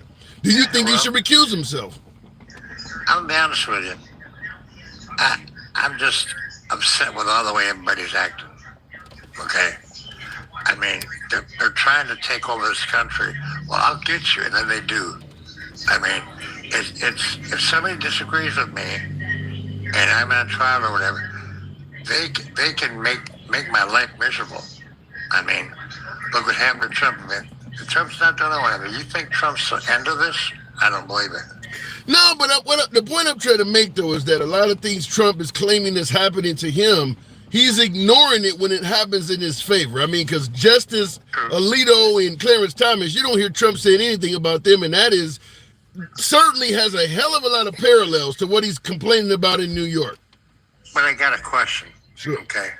All it was about the flag being flown upside down, which means emergency. She had problems. His wife had problems with people in the neighborhood. Now, well, that's what he says. Well, yeah, but you know what? I got to take his word for it. But would you take the judge, the Alvin Bragg case? Would you take their words? If I had more proof. And do you have more proof with this wife? No, honestly, no. But I don't have proof that that didn't happen. Do you have proof that Alvin Bragg worked with Biden? No. Okay. I'm honest. I mean, I'm not. If I know I'm wrong, I'm going to tell you. All right. But I mean, that whole thing just seemed messed up the way they did it. You know, I mean, and they had people. Well, I can't say that I know for sure, but there were reports where people were going from Alvin Bragg to Biden's people. Don't know if that's true. I can't prove it's true. Well, and I understand it, and I will say this. Until you can prove it, you can't go around saying Alvin Bragg was working with Biden, or that Trump is saying Biden's justice system and all. Until you can show, remember, Trump is saying he won the 2020 election by a landslide. Have you seen proof of that? No. Right. So Trump is saying a lot of things that can't be proven. He said that Obama was wiretapping his office. Never provided any proof at all.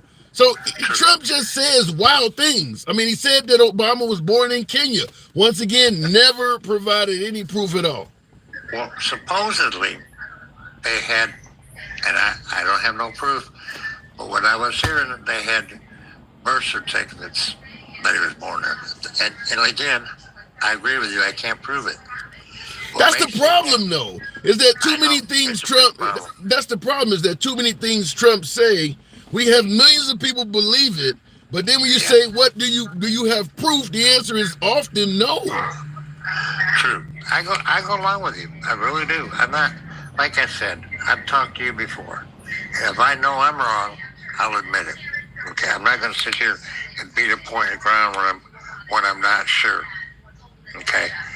I mean, I got a question for you. Sure. A lot of people saying that Biden is a warmonger. Okay? I'm worried about one thing. What's up? The Russians are talking about possible nuclear war if it don't go their way. And the plus they're saying, well, we're going to help Ukraine. I get it for some reasons, but I don't get it the other reasons. I don't understand why we're pushing for possible nuclear war. Okay, I don't. Well, it's just like Trump was talking about using nuclear war and totally annihilating North Korea. I mean, they're going to do that. That's called saber rattling. That don't mean it's actually true. But keep in mind, not one of our allies, not a single U.S. ally, NATO, United Nations, believe that we should let Russia just take over the Ukraine. All of our allies believe that Russia is a threat. In fact, today as we speak, they're commemorating the 80th anniversary of Normandy, and they did not invite Putin to the celebration, or the honoring, or whatever, the commemoration. He was invited last time. So the G8 is now the G7. All of our allies think that Putin is wrong. Well, I don't disagree with that. I mean, he was saying if he was saying a couple months ago that when Ukraine was doing better, if Ukraine was going to do something in his territory, he said that he was going to use nuclear war. Okay, that's just now. We don't know if that's true. Like again, we don't have proof until it be done. I mean, I've been in the military for many years. I'm not going to dwell on that too much. But I see things when we were going against Iraq. Okay, I was in South Korea, and when they started flying over there, we went on full alert. Okay. Why the hell would that happen? Now, my last guest just got removed. Why is that happening so often? There's got to be somebody in the audience, and this looks like I would have to say it's a liberal. I mean, my last guest leaned right, and I don't find anything problematic with what he said. You got to file an appeal. We got some haters watching the program right now, but what I was going to ask him is, do you believe Russia would stop at the Ukraine? If, let's say, Biden backs off or Trump gets elected and lets the Ukraine fall, do you feel confident that once Vladimir Putin defeats the Ukraine, he'd stop there? Moo! Thank you for the Paul, Moo the Tuxedo Cat. Look at in the comments. When the proof is being suppressed, it's easy to say things are untrue because while the proof is when the proof is being suppressed, it's easy to say things are untrue because while the proof is so well hidden. Well, I'm going to ask for proof no matter what statement you say. So if you say that I can't provide you proof because the proof is being suppressed, then I'll just jump to the next category with you and say, prove to me that things are being suppressed. Where's your evidence that people are actively trying to suppress the truth? Eventually, what you're saying, you have to be able to show evidence of it. Maybe the proof is being suppressed. What are you basing that on? Show me some evidence. So all we're asking. Looking in the comments, Republicans are backtracking January 6th because it hurts the party. Yeah, January 6th certainly hurts the Republican Party. I mean, even Tyrus, who definitely supports Trump on the 5, is openly saying January 6th. I don't think anybody that is in politics on the Republican side of the aisle is saying January 6th was a good thing. They might believe the election is stolen. A few Republican politicians believe the election was stolen. But none of them, I haven't heard anybody that believed what Trump did on January 6th was a good idea. Nobody. Trump says January 6th was a good day. It was a love fest. Not one other politician I've heard echoes that. Maybe Marjorie Taylor Greene might say it. I haven't heard anyone suggest that Trump was right in saying that January 6th was a good day. It was a love fest. He's the only one I've heard say that. January 6th was put on, wait a minute. January 6th was a put on, not a break in. They let them in. That doesn't, here's the issue. Before I go back to the box, and I do appreciate you folks that are tapping the screen. I've had some really flaky issues with the live today. Here's the problem about bringing up the people who are let in. There's footage. You see QAnon Shimon say, why don't you come out and say some people? There is no doubt it is beyond a shadow of a doubt that all of them people were not let in. There is tons of footage of people actively committing B&E, breaking and entering. There is no way to look at the footage of January 6th, even if you see every single piece of footage, including what McCarthy gave Tucker Carlson. There's no denying that there were people there that day breaking into the building. People climbing walls. You don't climb the fucking wall on a tour. They took down the American flag and replaced it with a Trump flag. That's not part of a tour. There's no denying that some felonies were being committed. They all were let in. When Ashley Babbitt got shot, it came through a busted window. The round came through a window that was broke out. And there is footage before Ashley Babbitt got shot of them breaking the window. So obviously they weren't all let in. They're on camera committing all sorts of acts of breaking and entering. Do we ignore all of that and only use the Tucker Carlson footage? Would that make more sense?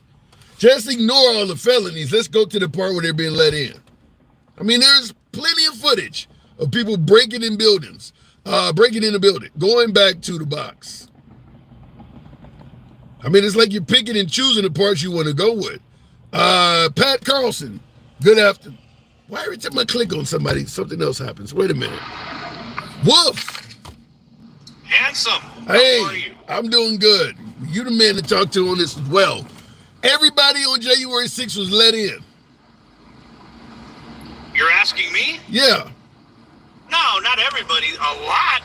But I think some of them did some dumb things and they should get punished for it. I just think, we've had this discussion before. I told you, I just think they're over prosecuting them. I mean, giving them 10 years, 15 years. Come on. They should give them something for like loitering or breaking a window, make them pay for the window, make them pay for the dump they took in Nancy Pelosi's office. You're telling me I can break into a member of Congress's office and take a shit and walk out with a trespassing loitering charge? Well, loitering and maybe defecating. I mean, there's a charge of something in there, I guess. I don't know. I mean, I just don't. I understand people like clutch and say, "Oh my God, January 6th was horrible. It was an insurrection." I just don't believe it. It was just a riot that they got out of hand there. But I mean, out of the majority of people that were there, I don't think all of them did it. I think it was a very small majority. It was mostly peaceful. Ask Ilhan Omar. She knows. She knows about mostly peaceful. The fact that you got to bring them up or compare it to Black Lives Matter kind of speaks volumes. You're not comparing it to a Martin Luther King march. I didn't say Black Lives Matter. What is Ilhan Omar talking about? That somebody did something on 9/11. Remember? No, I don't. She said. Okay, I don't. That's something different. That on 9/11, someone did something. That's what she said. They didn't see. She didn't seem too concerned about 9/11. So I mean, and then she wants us to be concerned about January 6th. That was nothing. Okay. Well, if it was nothing, any idea why they were ushering the vice president out? The vice president Mike Pence says he himself said he was in fear of his life. You think he's just making that up? Well, no. I mean, I just think he's a coward. I mean, I think there's a lot of cowards in office. I mean, they were running for their lives. Come on, you were running because you're wearing masks, plastic masks and everything. Come on, stop it. Hey, Handsome, I have more problems getting in the day after Thanksgiving, rushing into Walmart to buy a TV. I have more danger there than what's going to happen to them. Wolf, wait a minute, Wolf. They know they were safe. Wolf, you got thousands. Wolf, hold on, hang on. You got thousands of people coming towards the Capitol building. No one has been patted. No one has been searched. You don't know who any of these people are. You said Mike Pence should have felt he was safe. Yeah, so they ushered him to a safe place. That's their job. You said he's a coward, as if he shouldn't have had nothing to fear. I agree. I just think he's being cowardly. I don't think he's a coward. I think he's being cowardly. I think they exaggerate everything. Like they show these people running for their lives. They weren't running for their lives. They were just running to get to a different spot where the people who were breaking in were going and stuff like that. Nothing was going to happen to them. Nothing's going to happen to them. How do you know? Nothing. How do you know? Because the thing is, there was no way anybody was going to touch those people. There was no way. The thing is, they got scared that they thought, oh shit, someone's actually taking us seriously, and they're all the violence that we've projected towards them and towards our people, towards the other side, towards the public actually came in and they're trying to hurt us. But we're innocent. We didn't do anything. They're full of shit. They're the biggest instigators. Both so what do you think if that crowd had found Nancy Pelosi, what do you think they were going to do to her? Just talk to her? I don't think they would have ever found her. But if they did, they would have put a scare into her. But I don't think nothing would happen. You're going to have thousands of people put a scare into a senior citizen, and you're sure nothing's going to happen from that. Yeah, nothing's going to happen. I mean, the thing is that, see, the problem is that you look at it like these are innocent people. These are people, but the thing is that you're not seeing, or the way I look, this is just my opinion, because I'll probably get freaking banned because I'm always getting banned off your thing. We'll try not to make that happen. I know, I'm trying to be as polite as possible. The thing is, and when I say these people, I'm talking about politicians, and I'm talking about both sides, okay? Or all three sides, independents. There's a couple independents in there. The way I look at it is these people try to act like they're so far above everybody, the public, that we're so lucky to have them in these positions to save our lives and run our lives for us because they know better. But the problem is when the people realize, you know what, you work for us, and then they start realizing, oh shit, we're employees. We actually work for these people, and they're pissed at us. And then something like this happens, they're like, oh crap, and they get scared. That's okay. They need to start realizing they are not elite. Is that how who they think they are? Realizing that we work for the people and it's not the other way around, and then they're pissed. Is that how Trump woke up on election day in 2020, felon? Once he realized he had lost? What do you mean? How do you wake up? In other words, telling people, fuck your feelings, I'm going to say what I want, I'm going to do whatever I want, and realizing I actually can't. These people can fire me. Well, yeah, no, and I understand that. And the thing is, but see, you got to look at it the way some of us look at it, is that, yeah, he got fired, but it was a fake firing letter. It wasn't real. Some of us believe that. And the thing is, not enough of you to save him from getting kicked out of office. And somebody said, Tim, read the comments. I am reading the comments. Not enough of you to prevent him from getting kicked out of office. Not enough what? Not enough of you believe Trump to prevent him from getting kicked out of office. Well, yeah, that's the thing. I mean, like I said, we'll never find out. I mean, I'm sure we'll find out the truth in a few years and stuff like that, maybe a decade. But the thing is, I believe what I believe. I'm always going to believe. But I will acknowledge Biden's the president, whether he was installed like people say or whatever. I don't give a shit about that. He was the president from 2020 to 2024. That's it. Yeah. Regardless how he got there, whether I believe they cheated or not, he's the president of the United States. That's just the way it goes. Is it the only time they've ever cheated? No, I don't think so. So how do you respond to the fact that so many Republicans are actually going to court and pleading guilty to cheating? Which ones? You mean the ones that were like Sidney Powell and Jenna Ellison? Giuliani now is dealing with it? Yeah. Yeah, but I mean, they pleaded guilty to some bullshit thing because they couldn't prove anything of the other thing. They just wanted to get it over with. No. Say, how do you know that? How do you're making up? They said the charge. Look, they said the charges of what they got pleaded guilty. I just don't remember because it's been so long. But it wasn't anything like, oh, they pleaded guilty to trying to rig an election. They pled guilty to being fake electors. That's exactly what they were doing. Is they wanted to be election. They were lying and trying to be pretend election officials. So then they could decertify the results of that state. They were going to be the fake. I don't think Jenna Ellison was agreed to that. I don't think she pled guilty to that. I'm telling you what they were charged with, and what they have pled. They pled down. Didn't they have like 16 charges on them? Yeah, they took the plea to prevent getting all this huge amount of time in prison. Yeah, they weren't gonna. I mean, yeah, they worked it out because they weren't ever gonna be able to plead it, and they were all like, okay, we'll plead out or whatever. But again, I don't give a shit. I don't care. Well, the point I'm trying to make is this. At the highest levels of the Republican Party, they were cheating in the 2020 election. They pled guilty to it. Yeah, I'm gonna disagree with you on that. I think you're his own lawyer. What you're saying. His own lawyer, Trump's own lawyer, Sidney Powell, has pled guilty to election being a fake elector. Rudolph Giuliani, his own lawyer, has been charged with doing the same damn thing. I don't think it's being. I don't think they pled guilty to being a fake elector. The next time I talk to you, I'm going to look up what they pled guilty to. Okay. All right, look it up because I like to hear what you find. But I will because right now you said some fake news too, but I forgot what it was already when you were talking with a previous gentleman. And hey, on a side note, I heard you on a live of a conservative live. That's all. That's the only place you'll find me. Huh? That's the only place you'll find me. What you hear? Yeah, no, I heard you on a conservative live, and you were trying to have a discussion with them, and they were kind of being assholes about it. And I was going to say, I apologize. But they should. The thing is a lot of people don't know who you are, and they don't know that you have common sense, and that you're the handsome liberal, not the dumbass liberal. You know what I mean?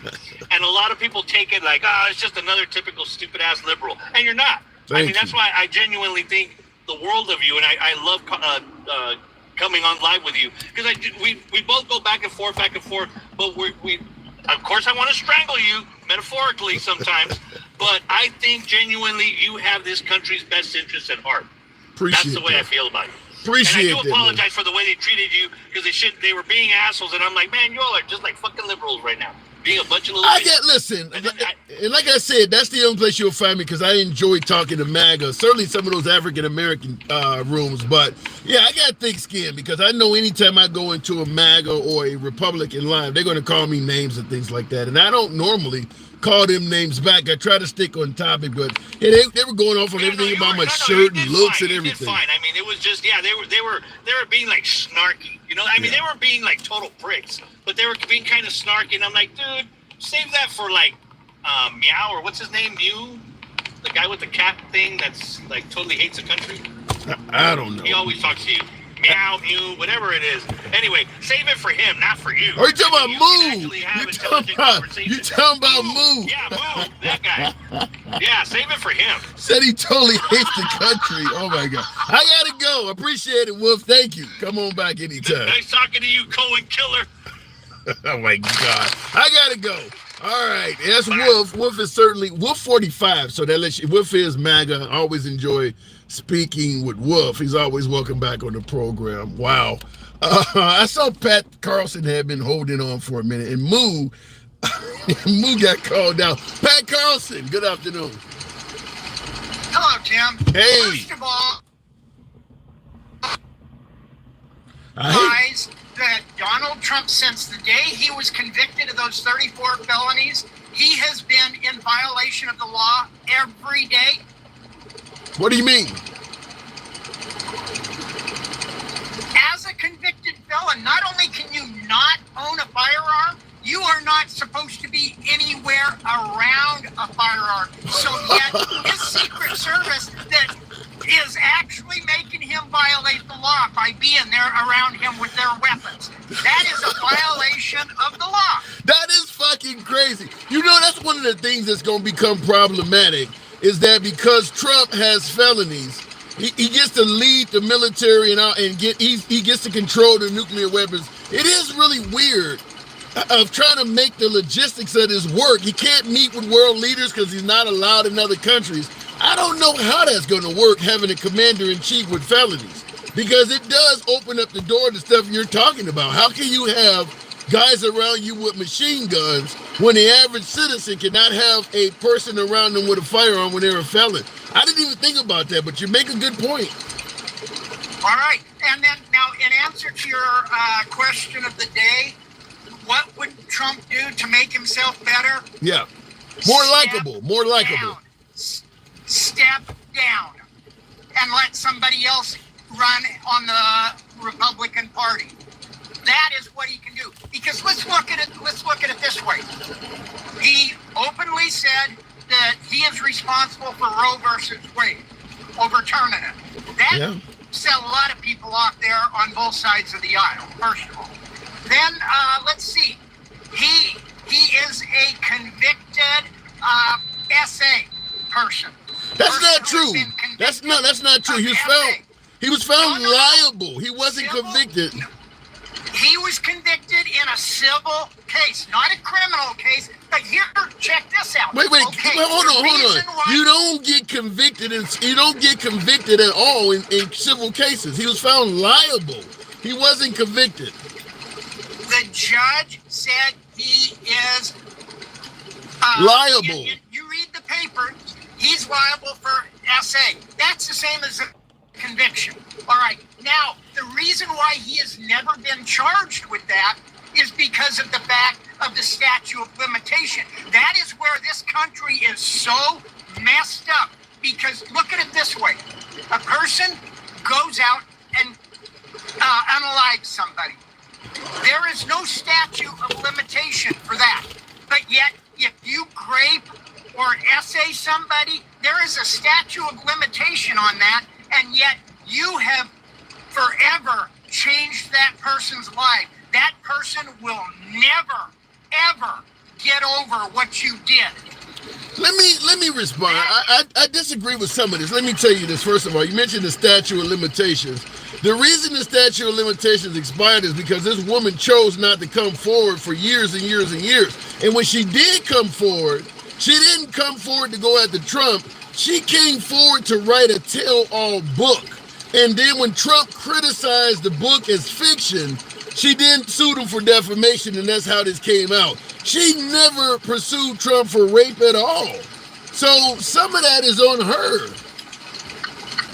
And I understand where you're saying, but what about this 13-year-old that was, his parents were paid off? I don't know this for fact, but from what I understand, there is a 13-year-old somewhere out there that, said Trump essayed her. And he paid, from what I understand, like I said, I do not know this factual, but my understanding is somebody was paid off to make that go away. All right? Wait, hold on. First of all, a 13-year-old cannot receive money to keep a rape quiet. So if that happened, but the parents then blame the parents can't. And that is seriously wrong with the parents. Right. Because if this is factual about that 13-year-old was strong enough to go and say something to somebody. All right? And so the parents is sitting there saying, "Oh, well, I'm going to tell you right up the bat. That 13-year-old would not get any of that money." I'm going to tell you right up the bat. I hammer Trump on things I think he's done. I don't believe that one. I don't feel comfortable saying, this late in the game, that would have came out. And, all right, but let's look at another thing is the fact that, all right, you said that we got to give them accolades for putting 3 people in the Supreme Court, Supreme Court, right? Yeah. You're wrong there. You are 100% wrong there. Trump did not appoint anybody to the Supreme Court. He recommended somebody, but he didn't put them in there.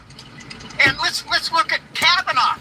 He was accused of SA, and according to if you watched the confirmation hearings, there was a lot of evidence that showed that. Now, why Obama didn't get anybody in there is because the Republicans, every time he tried to put somebody in there, the Republicans wouldn't allow it.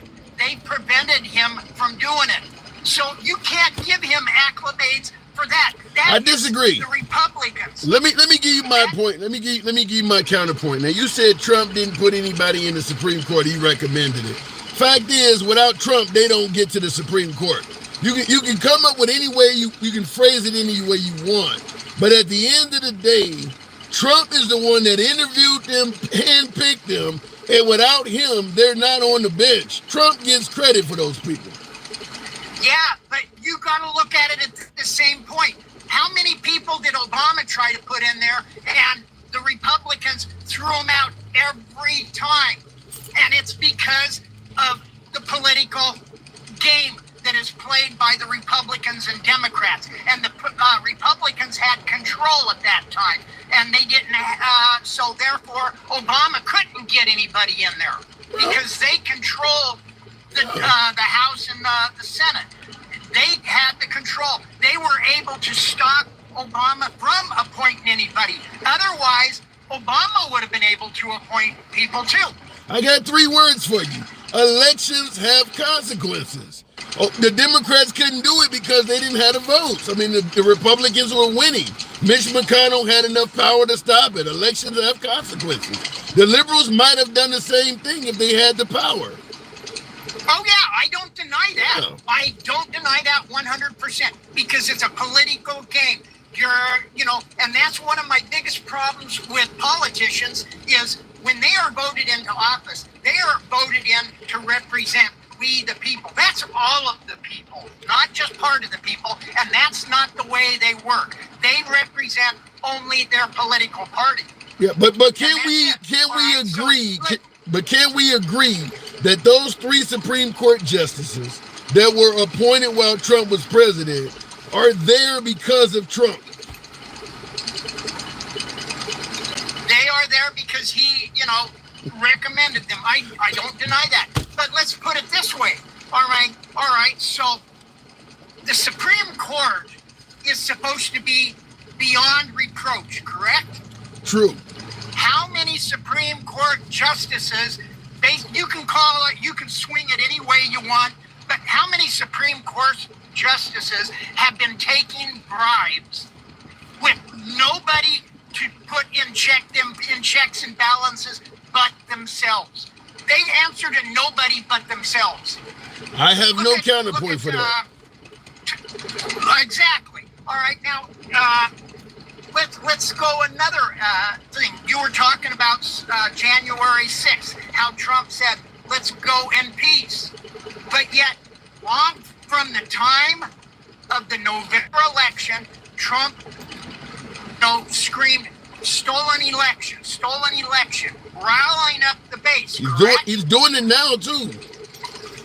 Right, he's doing it now. But he was riling up the base from the time of the election to January 6th, correct? Right.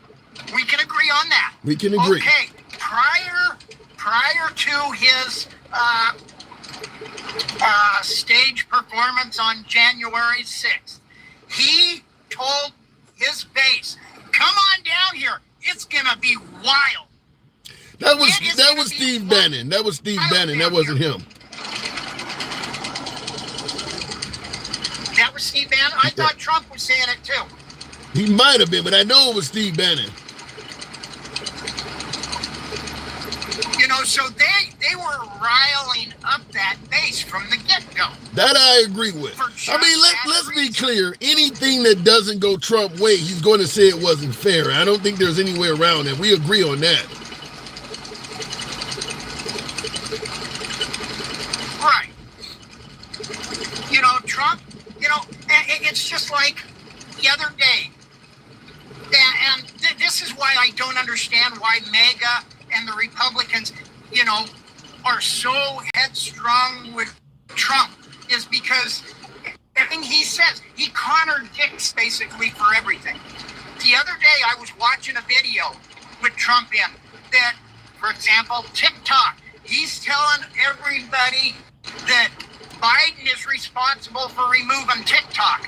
But when Trump was in office, he's the one that got that ball rolling by sitting there saying, "Hey, we're going to get rid of TikTok because it's bad for our children and everything." He's the one that got that started. And then now that, it is the one of the few times that the Republicans and Democrats come together to, and then Biden signs it like a fool. And why? Because TikTok is one of the platforms that people speak out against our government. They speak their mind against. Yeah, but you don't. I get that part. I'm does not like that. Yeah, I'm 100% for free speech, but I don't want the Chinese to have access to all of our data and know what's upsetting. I mean, I understand a little bit why they're against TikTok being owned by the Chinese. It does make sense. No other nation would let, none of our enemies would let America own the biggest social media platform in their country with all the information TikTok gets. No other nation would allow that. So it does make a little sense. Yeah, I understand what you're saying, but on that same token, they let all these, like the Chinese or what have you, come over and buy up all of our land and things to, to control other aspects of our lives. I mean, let's face it. Once back when I was a kid, I'm 64 years old. We didn't have computers. We didn't have cell phones. From the instant technology came into effect, all countries had had the ability of all aspects of our lives. They could see anything and everything we're doing. Ever since technology took a wildfire, and shot off the way it did. Yeah, but I think it's worse now. We don't even, we got Alexa and all of these devices in our home that can be watching you walk around naked. It's a lot worse than it used to be. But Pat, I got to move it on. Appreciate you coming through as always, man. One quick thing, though. Real quick. All right, you're talking about Alexa and everything. What about our cell phones?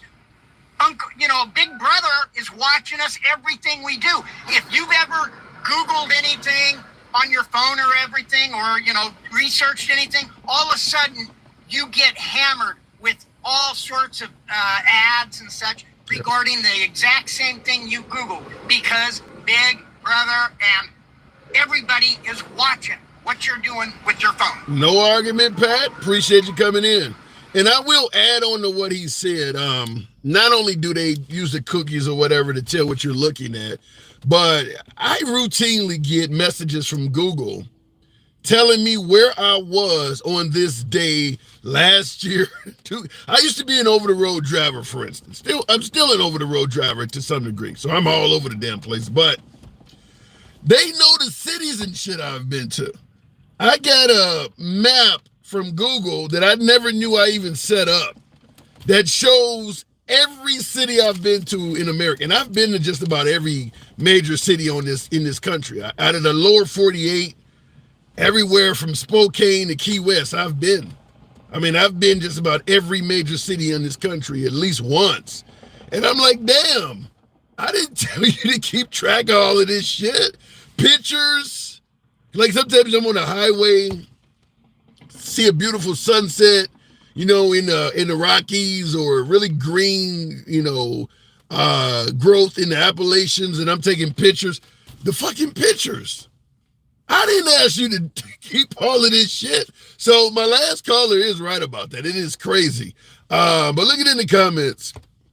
My phone tells me I'm going to work every day. Yeah, the phone tells me where home is. Now, I have a standalone GPS as well. You got to program in this damn thing where home is. My phone already knows. I never told my phone where home is. So I'm going somewhere once, put in the address, and find out it's not too far from my house. I look at the map, it's got a little picture of a house. How the fuck you know I live there? It is crazy. It is really bad. Look at it in the comments. Liberals are too focused on feelings, Trump derangement syndrome and ideology, but fine with being poor, owning nothing, and losing freedoms. Let me break some of this down. And I appreciate the comment, Flex and Clouds. Certainly appreciate your participation. Liberals too focused on feelings. I think there's some truth to that. But the idea that only liberals care about feelings, call Trump a racist or talk about the Confederate, you'll see how many feelings the right has as well. Both sides are concerned with feelings and emotions when you trigger them. I think that it's a misnomer to pretend like only the liberals are in their feelings. I say this all the time because people say, as long as Trump is running the country right, you shouldn't give a damn about what he says. Pay attention to his policies, not what he's saying. My statement is this. You could have Barack Obama or Joe Biden running the country exactly like Trump is, giving you all of the policies you like of Trump. But they're constantly tweeting out and insulting Christians and gun owners. You're going to tell me the Republicans, the conservatives, MAGA would overlook that? Pay attention to the policies, not the insults that he's talking about Christians and gun owners all the time. They wouldn't overlook it either. So the idea that it's all about liberals being in, no, it's not true. The reason why it only seems like liberals are in their feelings right now, because all the insults are aimed at liberals. That's it. The overwhelming majority of insults coming out of Washington or coming from politicians at that level, at the presidential level, is coming towards liberals. Biden has tried to get in the game with the ultra MAGA shit. Remember Hillary Clinton deplorables? MAGA didn't ignore that. Remember when Obama said they're clinging to their Bibles and guns, which is very similar to criticizing Christians and gun owners? MAGA didn't ignore that. So multiply deplorables or clinging to their guns and Bibles, multiply that by about 10,000 and tell me MAGA would ignore that. Even though I'm giving you insults from Obama, Trayvon Martin could be my only son, remember that? You didn't like that either. Multiply the amount of insults by thousands. Trump was tweeting shit every day. You're going to tell me they would ignore that? I think the evidence shows they wouldn't. Now, also, Trump deranged with an ideology, but fine with being poor, owning nothing, and losing freedoms. First of all, the notion that liberals own nothing. Where do you think all the tax money in this country comes from? It comes from the people. Where do all the people live? They live in liberal cities. The overwhelming majority of the population is in liberal cities. What do you mean owning nothing? By the way, being poor? Do we have to talk about where the poorest Americans live? It ain't in blue states. Even black people have money in blue states, working for the post office, park district. They got working for the bus company. Even the black people doing all right in blue states. You live in a red state, you work for Dollar Tree. It's a big difference. What do you mean being poor? You want to talk about liberal cities, stick to crime. The crime in liberal cities is out of hand because once again, that's where the people are. But in terms of wealth and poverty, you should be in a liberal city if you want to make money. Most of the money is in liberal cities. Just telling you how it is, because I see in the comments, Mark mentioned Chicago, Illinois. We can talk about Chicago all damn day about the crime. The poverty? No. No. Them folks may be murdering each other, but they're living better than they are in rural Kentucky. The poverty is in Republican areas because Republicans believe that you should pull yourself up by your bootstraps, meaning that you're wide open to really fall flat on your face because they're not in favor of any social programs to help you out. They're really poor in Republican areas. You just won't hear that if you watch Fox News or some shit like that. But they're really poor in Republican areas. Look it in the comments, though. I always bring up Chicago every time. Shut the fuck up. Well, Chicago's going to come up for the obvious reason.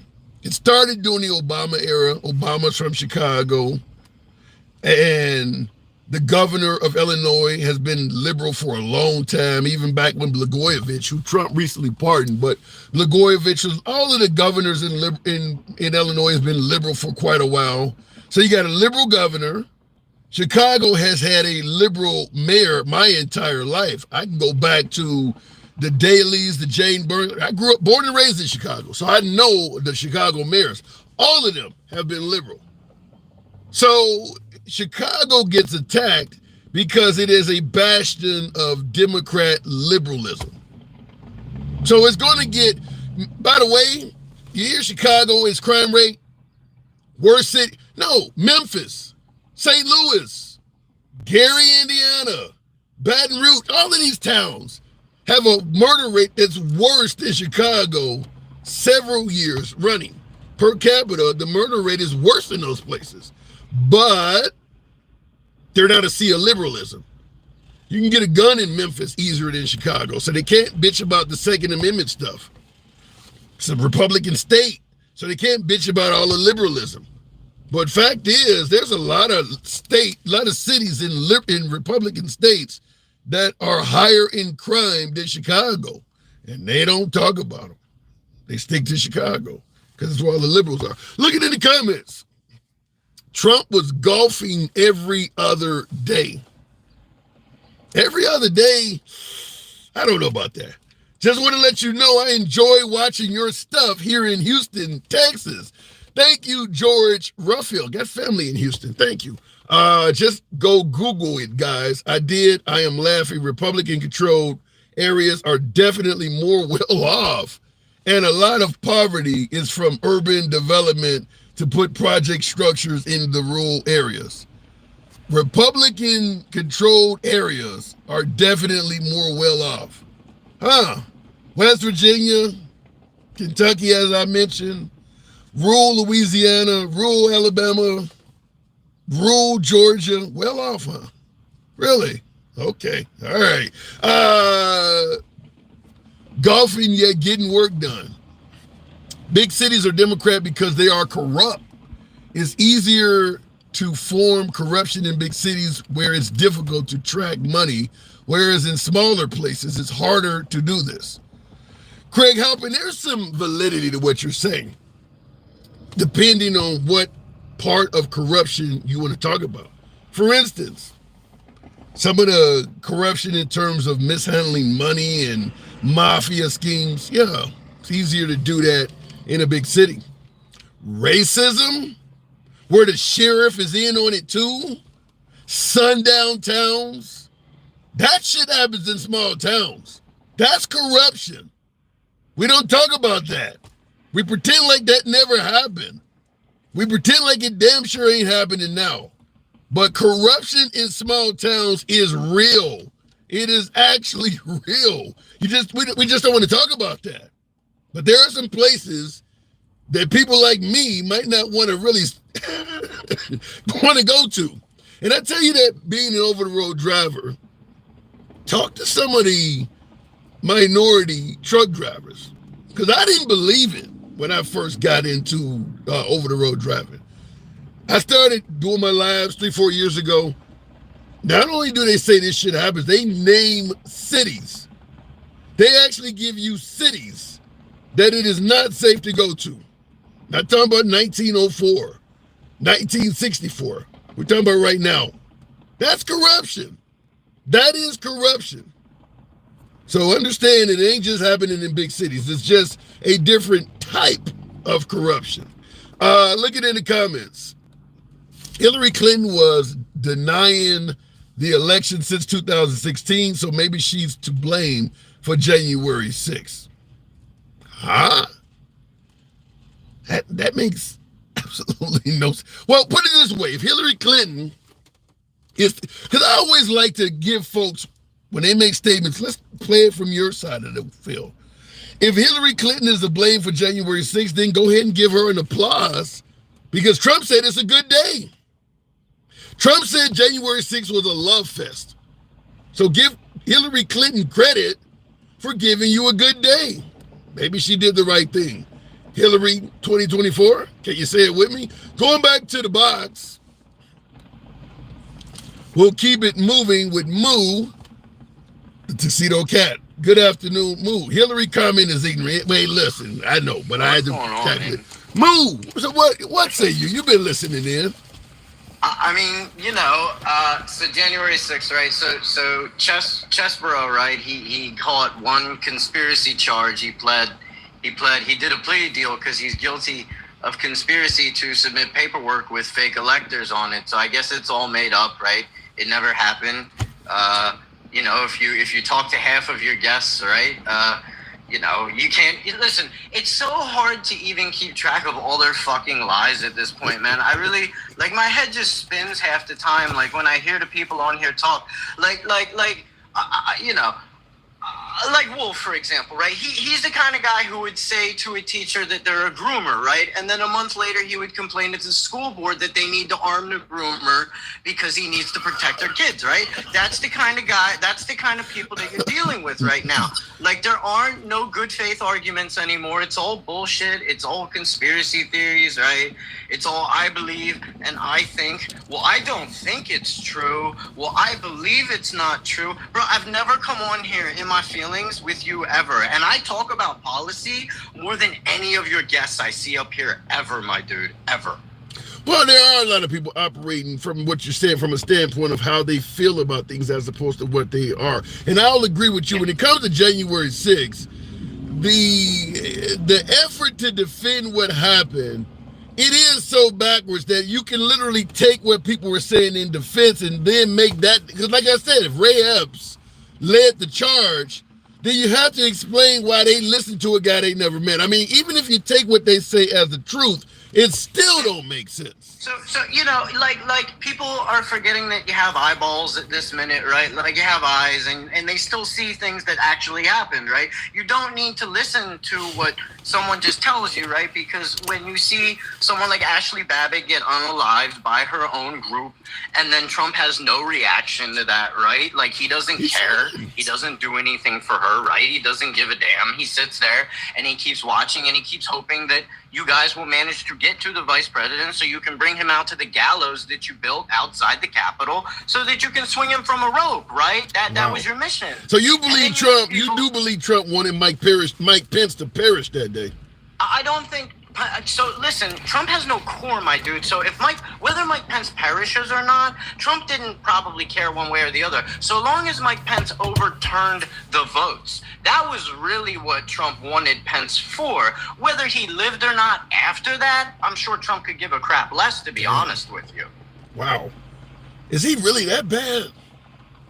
Dude, so you're dealing with a narcissist, right? You're dealing with a sociopath. You're dealing with a person who's incapable of empathy. Trump uses individuals, and then when you're no good to him anymore, he gets rid of you, you know, and how he gets rid of you, well, it's different depending on what he feels like doing. You know what I mean? With some people, it's an NDA, and he gets rid of you. With some people, he humiliates you, and he gets rid of, yeah. Let me ask you, because this is a super chat came in. I wanted to respond to this earlier, but Foster said, now, because it's in line with what we're talking about. Foster claimed that Hillary Clinton claimed that Trump was an illegitimate president and paid for by the Russian dossier. Now this person says MAGA 2024. So hang on. He said they tried to destroy him for 8 years. Why would anybody stand with the system? Who tried to destroy him for? Hillary Clinton was never president. Hillary Clinton is irrelevant. Like you guys think about more about Hillary Clinton than liberals do. She's a liberal, and the liberals don't even like her. And you guys are still talking about Hillary Clinton. She was never president, guys. You won. You didn't win the popular vote, but you won, and you can't seem to accept a win. Is that Hillary derangement syndrome you're talking about? I don't get into these stupid ass terms that that MAGA likes to come up with, right? It's just, you know, Hillary Clinton was never president, my dude. She's irrelevant, right? Like, liberals don't even like half the shit she says anymore. Like, she comes on TV, right? And she lectures the college kids that she knows better than them about Israel, right? That's demeaning to your own, and not her voters, because they're not her voters anymore, right? To your fellow liberals, right? Your fellow party members. That's demeaning. You shouldn't be going on TV saying those types of things to your fellow people. But liberals don't even like Hillary Clinton, and that's why she never became president. And y'all can't get over it, and we've been over it for a year. I don't know, man. I don't know. No, and you're right. There is a lot of liberals that don't like Hillary Clinton, like yourself, Bernie bros. That I bet you wish you had to put her in now, don't you? I mean, dude, she would have been a better president than Trump. What about Biden? What about Biden? You think Hillary would have been better than Biden? Yeah, I think she's a better president than Biden, too. I think she's more competent. I actually think the middle class probably would have got a few better packages, better bills put through with Hillary than Biden. I mean, you're never going to get anything great with a corporate Democrat, right? You really got to go progressive, man. You need a Bernie. You need a Sherrod Brown. You need a Katie Porter. You need an Alexandria Ocasio-Cortez. You need an Ilhan Omar. I'd vote for Ilhan Omar. Ilhan Omar? You're not going to get the support for that. She would be an amazing... So you wouldn't, right? Like, all I hear all the time about how MAGA doesn't want to give money to Israel anymore. Well, guess who's not going to give money to Israel, my dude? Yeah. Guess who wouldn't do that, right? But they don't actually give a shit, right? That's not... Let me just say that's not... What they give a shit about is that her skin is brown and that they don't like that. You believe that MAGA would actually disqualify candidates simply based on skin color? Yeah, absolutely, my dude. Yes, all the time. They love doing that shit, my dude. Yes. Vivek Ramaswamy? Bro, I told you about the AI pictures of... I'm going to have to answer this. Hold on a second. Hello? Hey, what's up? You're doing a live. What's going on? Man, about 20. All right, I'll be there in a minute, about 20. All right, sorry about that. I had to Maggie, go ahead. Take your best shot while we wait for Handsome here. Oh, here we go. I'm back. You holding my audience down? Hi guys. Yeah. So you believe Vivek Ramaswamy, what about Tim Scott? What about Tim Scott, man? I love you, Mr. I love you, right? So Tim Scott has no core, my dude. He likes to be what's called adjacent to power, right? He has no actual power. Any power he's given is given to him by his donors, which is why he needs to be adjacent to Trump, right? Just like all Republicans, they don't actually have any power unless they're next to their orange daddy. So that's why he's very close to orange daddy right now, my dude. He likes to be, and you can use this term, MAGA. This is a good term. You'll impress your friends with this. Adjacent to power. Well, you making it sound like Tim Scott is just an ass kisser, but here it is. He's an Uncle Tom. Oh, damn. Yeah. Move. And he paid for a fake wife because he's actually most likely, in the closet. So I thought that was Lindsey Graham. Well, oh my God, dude, that's not even that can't even be hidden in there's no closet big enough for that, my guy. Right? So let me ask you this, because there is a significant amount of people who dislike Trump. Once again, Foster says, media, universities, Hollywood, deep state all hate Donald J. Trump. Talking about you, Moose says, caller has Trump derangement syndrome, stage 17, mind melted. He just shielded for AOC and incest. Oh my God. Vivek is 1110. I don't quite get that part, but he's saying that. Yeah, Vivek Ramaswamy, right? He got rich by peddling a drug. He knew that it didn't work. And before it all went down, he sold off his shares and he got rich by screwing over a bunch of people with a medication that he knew didn't work, right? And MAGA's cool with that. Hey, America first, man. America first, my dude. Yes. But Ilhan Omar doesn't want to give money to Israel, doesn't take any corporate donations, which you guys claim you're tired of corruption, yet you're voting for a lobbyist, right? One of the most that part is Donald Trump. Yeah, right? That part, I gotta move it on, but that part is a lie. That part is the whole thing about the MAGA not wanting to give money to Israel. I can tell you for a fact, if Trump gets elected, that shit's going to continue and MAGA will accept that. He's going to give money to Israel because his biggest donor is a Zionist, my dude, right? Yeah. And he gave her the Presidential Medal of Freedom, which is an absolute goddamn disgrace. All right, Moo. I gotta move it on. Appreciate you coming through. I've been told that Moo, handsome liberal, is Moo's orange daddy. All right, Moo. Appreciate you coming on. Gen X, you wrong for that. Handsome liberal is Moo's orange daddy. Well, I am wearing orange today. All right, I am wearing orange today, but damn. All right, I like that guy. Says the God. Come on. By the way, folks, let me for you folks who are tuning in, this is an off-hour broadcast. We don't normally broadcast this time. 1 p.m. Central. We're generally on for a few hours, 1 p.m. Central, Monday through Friday. So weekdays, 1,300 hours, where you'll find the program.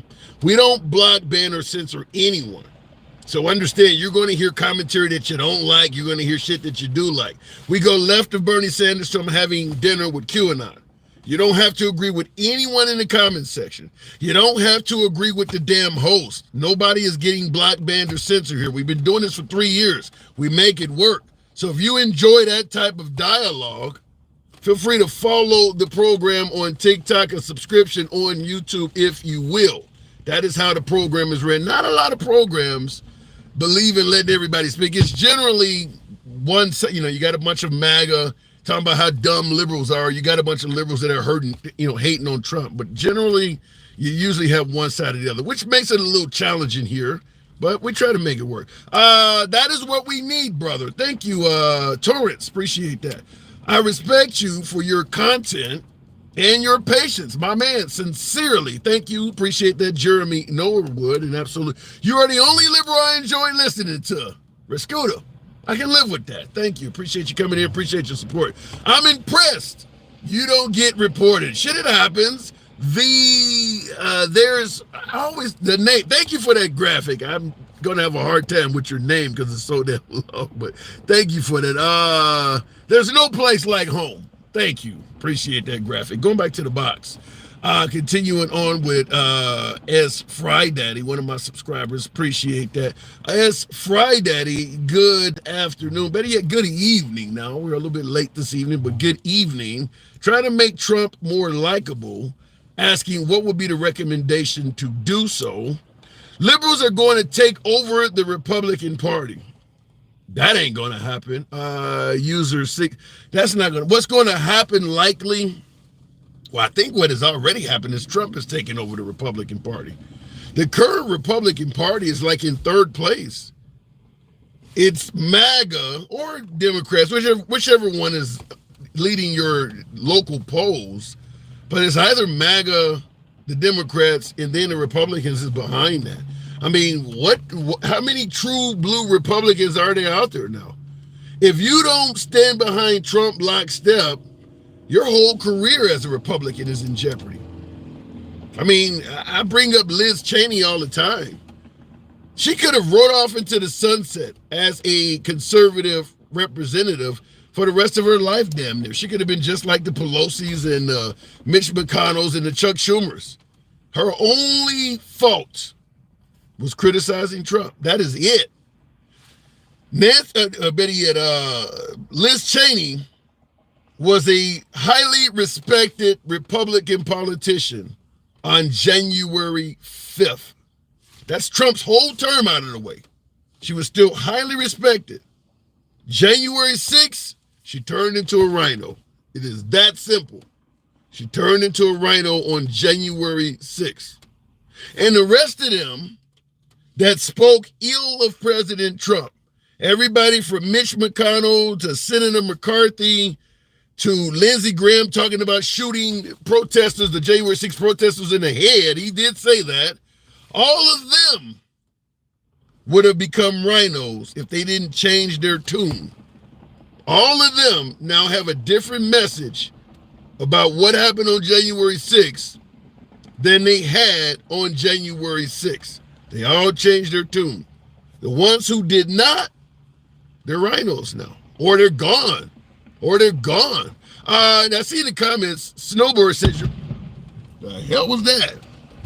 So, Jesus, I just heard something really explode. Snowbird said you're 100% wrong. Okay, all right. Tell me somebody who was critical of Trump on January 6th believes that Trump was responsible on January 6th and remains a highly respected Republican. Give me one. Give me one of them that still has their job, that is still viewed as a highly respected Republican, that believed Trump was wrong and it was Trump's fault on not one of them. And I see somebody said I heard it too. Yeah, I don't know what the hell that was.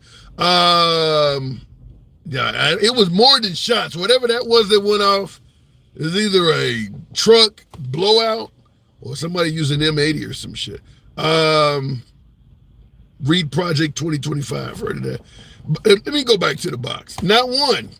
If you criticize Trump, your whole career is in jeopardy. That is a fact. Continuing on, we'll go to another subscriber, Dencal. Good afternoon, Dencal. I always give my subscribers first digs. Do appreciate the few that subscribe, so I always certainly look out for them. Dencal, good afternoon. Good afternoon. Hey, good afternoon. What am I getting wrong? Which topic?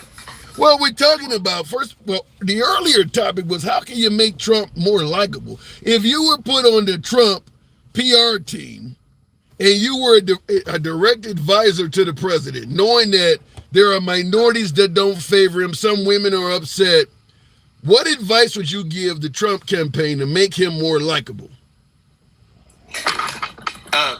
Probably for him to just come out and say it was all a big joke. What was a big joke? Everything he said. He's still a Democrat. He just used the Republicans to become the most powerful man in the world. He doesn't believe in their positions. He doesn't care about abortions. He's probably partaken himself a couple of times. He doesn't care about religion.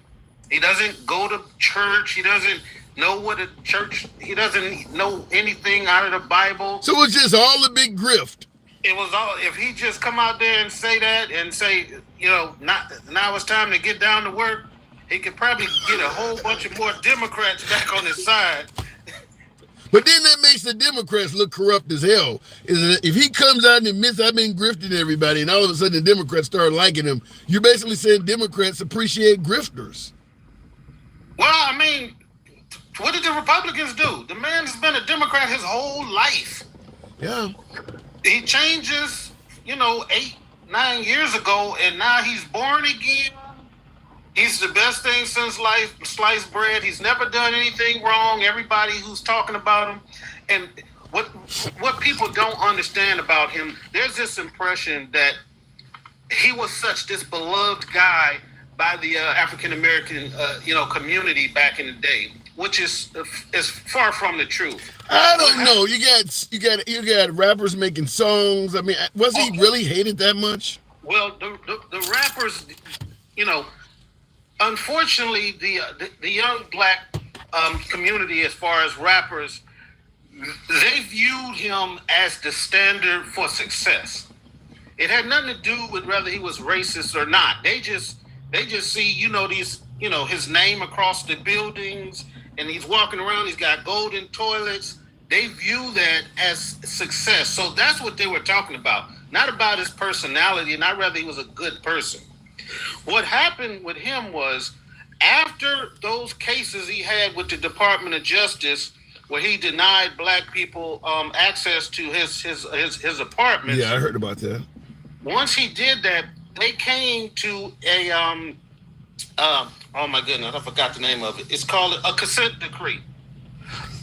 The consent decree said that he didn't have to say he was guilty, but that he would do certain things for the black community to basically make all. I didn't hear that. Is that true? Huh? I didn't hear that part. Yes, not a lot of people understand this. Nobody wants to go back and look at what happened. People just say it happened. It didn't happen. It happened. His consent decree led him to start donating to black causes to get. So that was a community service of sorts. Yes, to get out of that consent decree, he started giving to black causes, which got him to start doing stuff with Jesse Jackson and got him to start doing these things for PR to appear that he wouldn't be viewed as racist. Those were all a part of a consent decree. You can look all of this stuff up. I am going to look it up. I'm writing it down because I am going to look. I've never heard that. Wow. They're talking about Oprah and all of those people. Yes, those people around him, because he was a rich man throwing around a lot of money back then. Which so also makes a bunch of the. They were giving him little awards, and they were standing next to him and saying how great of a person he was. It was all a big show. What about? I got somebody on YouTube saying that Trump dated black women. Corey B. Did Trump have a black girlfriend? Look, Thomas Jefferson had a black girlfriend too. A slave. Let's not go there. Just because he had sex with a black woman does not mean, you know, he has an affinity for the other race. That has nothing to do with anything. You win that one. I'll leave that shit alone. That's funny. That's worse. That's worse. You know, that's even worse. Oh, he was dating a black chick. Yeah, come on. Yeah, that was in one of his curiosity phases in life. Yeah, that's funny. I didn't think of it that way. What about Thomas Jefferson? That ends the argument. All right, so at the end of the day, do you believe, because some folks say Trump is outright racist. Do you actually believe that?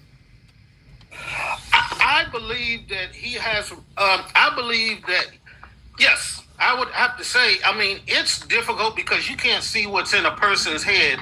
But if you really take a look at his history as far as dealing with races, I mean, as far as saying a judge couldn't be fair to him because of his race, saying that, every time he mentions something about a country being bad, it's always a country of browns, brown civilization. It's it's a Muslim ban. It's it's so many different things. It's a black or a brown country. I mean, that is true. But I gotta throw in what Christine Marshall said, and that is Donald Trump has denounced white supremacy and any other form of racial supremacists. Does he get any credit for the truth? What did he say? Good people on both sides. A few days later, he did denounce that. I mean, does he get any credit for doing that? I mean, he's great at PR, so he knows how to say specific things just so they're on the record. He doesn't practice those things. He doesn't follow through with them, but he says things like, "Go there patriotically and peacefully." He says things like, "I'm the least racist person you know." He says these things just to get him in the human psyche, and then his actions are totally different than what he says. Like, there's so much of a history. Like, it would take me 15 minutes, and I know I don't have that long. But there's enough out of there if you want to research. There's also videos. Just put Trump in eugenics. He talks about eugenics and how the race of people have he has better genes than other people, and it just is it actually pictures of him, his voice, or is it articles? No, it's him in an interview talking about eugenics, saying that the mix of his family and the race kind of gives him an advantage, and he's just naturally smarter than other people. Like, you just put in Trump and eugenics and look at the articles, and you can see the stuff. I'm not making this stuff up, and I'm not here to bash him. I just have investigated him as a human being, and all the way back to his parents, his father getting arrested, being in the KKK march. All of that stuff is true, and people can act like he said he had a black girlfriend, or he said he's good people, or he said he rented to this black poor lady in one of his apartments. And like, that stuff is all just propaganda to make you bypass what's really going on with him. Smoke and mirrors. I got to move it on, then, Cal. Frightening shit. Frightening, because he could be our next president. If what you're saying is true, that is scary. Certainly the eugenics part. Appreciate you coming on, man. One more quick thing. Real quick. I wanted to talk about real quick was he's on tape on Fox the other day talking about he didn't really tell the crowd to lock her up. He said he really didn't like them saying that. He said the crowd was saying that he didn't really like it. There's too much. I saw that because I make videos about politicians lying. I do it on Biden as well. And there's so much evidence, so many clips of Trump actually saying she needs to be locked up, she needs to go to jail. He said that, but he's trying to say now that only my crowd was yelling lock her up. No, it came out of his mouth at several rallies. I don't know why he would say that. Right. But my point was, he's saying that he didn't really want to, and that once he got in, he decided not to lock her up. That is not true. That's the whole reason why he fired Jeff Sessions. It's because Jeff Sessions refused to try to prosecute her. And he said if he would have known that, if Jeff Sessions would have told him, he never would have hired him. He hired. How do you know that? do you know that that's why he fired Jeff Sessions? Did he admit that earlier? Did Jeff Sessions? Yes, he said it. He said it. All of this stuff you can look up and see. I'm looking at you. You're really doing good today. I got to look all this shit up. All right. The reason why he fired Jeff Sessions was because Jeff Sessions refused to prosecute. Jeff Sessions said he would recuse himself of anything that had to do with Hillary. It's a good conversation. All right, then, Cal. You gave me enough homework tonight for sure. Appreciate it, man. I will come on and concede the point or criticize the hell out of you for getting it wrong one way or another. Thank you, Den Cal. Appreciate it. All right. I'll be watching. Anytime. Moving it on. Wow. That's a lot. Eugenics in particular, but I want to know about the consent decree. Because he's essentially saying, now we all know that Trump did indeed have an out-of-court settlement because either his dad or Trump himself, I believe it wouldn't be his dad, it was Trump. Trump himself was found to not be renting, or his rental agency, they were not renting the people of color in his dwellings. And they were putting the letter C on the application so that people would know this is a black person or a colored person trying to get an apartment, and they would deny it. They had to settle out of court for that. But when my last caller talking about the consent decree, he's essentially saying that because Trump was caught doing racist shit, he had to agree to do things for people of color to essentially, you go out and you beat up your wife and they make you take anger management classes and shit like that. That's similar to that. Kind of like a community service of sorts. I want to look that up. Consent decree. Trump. Many of you folks can too, because it will come up and you're going to have to argue with me about it if it's true. And last but not least, I think this one is true, but I want to make sure that, because Trump stated, like my last caller said, yeah, they yelled lock her up. I never said lock her up. I never intended to do it because I thought it would be divisive to the nation. That is what Trump has said. He never intended to lock Hillary Clinton up. He's also said he never even said he was going to lock her up. It was just the crowd screaming it. That's a flat out lie, because there's a ton of evidence of Trump saying he wants to lock her up and she should be in jail and things like that. But he's also said he never was going to do it. And according to my last caller, Trump got rid of Jeff Sessions because Jeff Sessions wouldn't put the plan in motion. So 3 different assignments for your boy. I got to look that up because that is worthy of discussion later on. Look it in the comments. No, he didn't say lock her up. Yeah, I'll make a video of that. I mean, there like multiple different rallies. Trump is saying lock her up. She needs to be in prison. He also said Biden needs to be in prison too. I mean, it's on video. That's what's so shocking, is that he would say, I never said lock her up. It was just the audience. No, you're on video at multiple rallies saying lock her up. That one's easily found on Google or YouTube, coming out of his mouth. So the idea that only the audience was yelling lock her up and he wasn't is flat out false. I mean, that was easily researchable, but I want to find out about Jeff Sessions, the consent decree, and eugenics. I got better genes. I'm smart. Wow.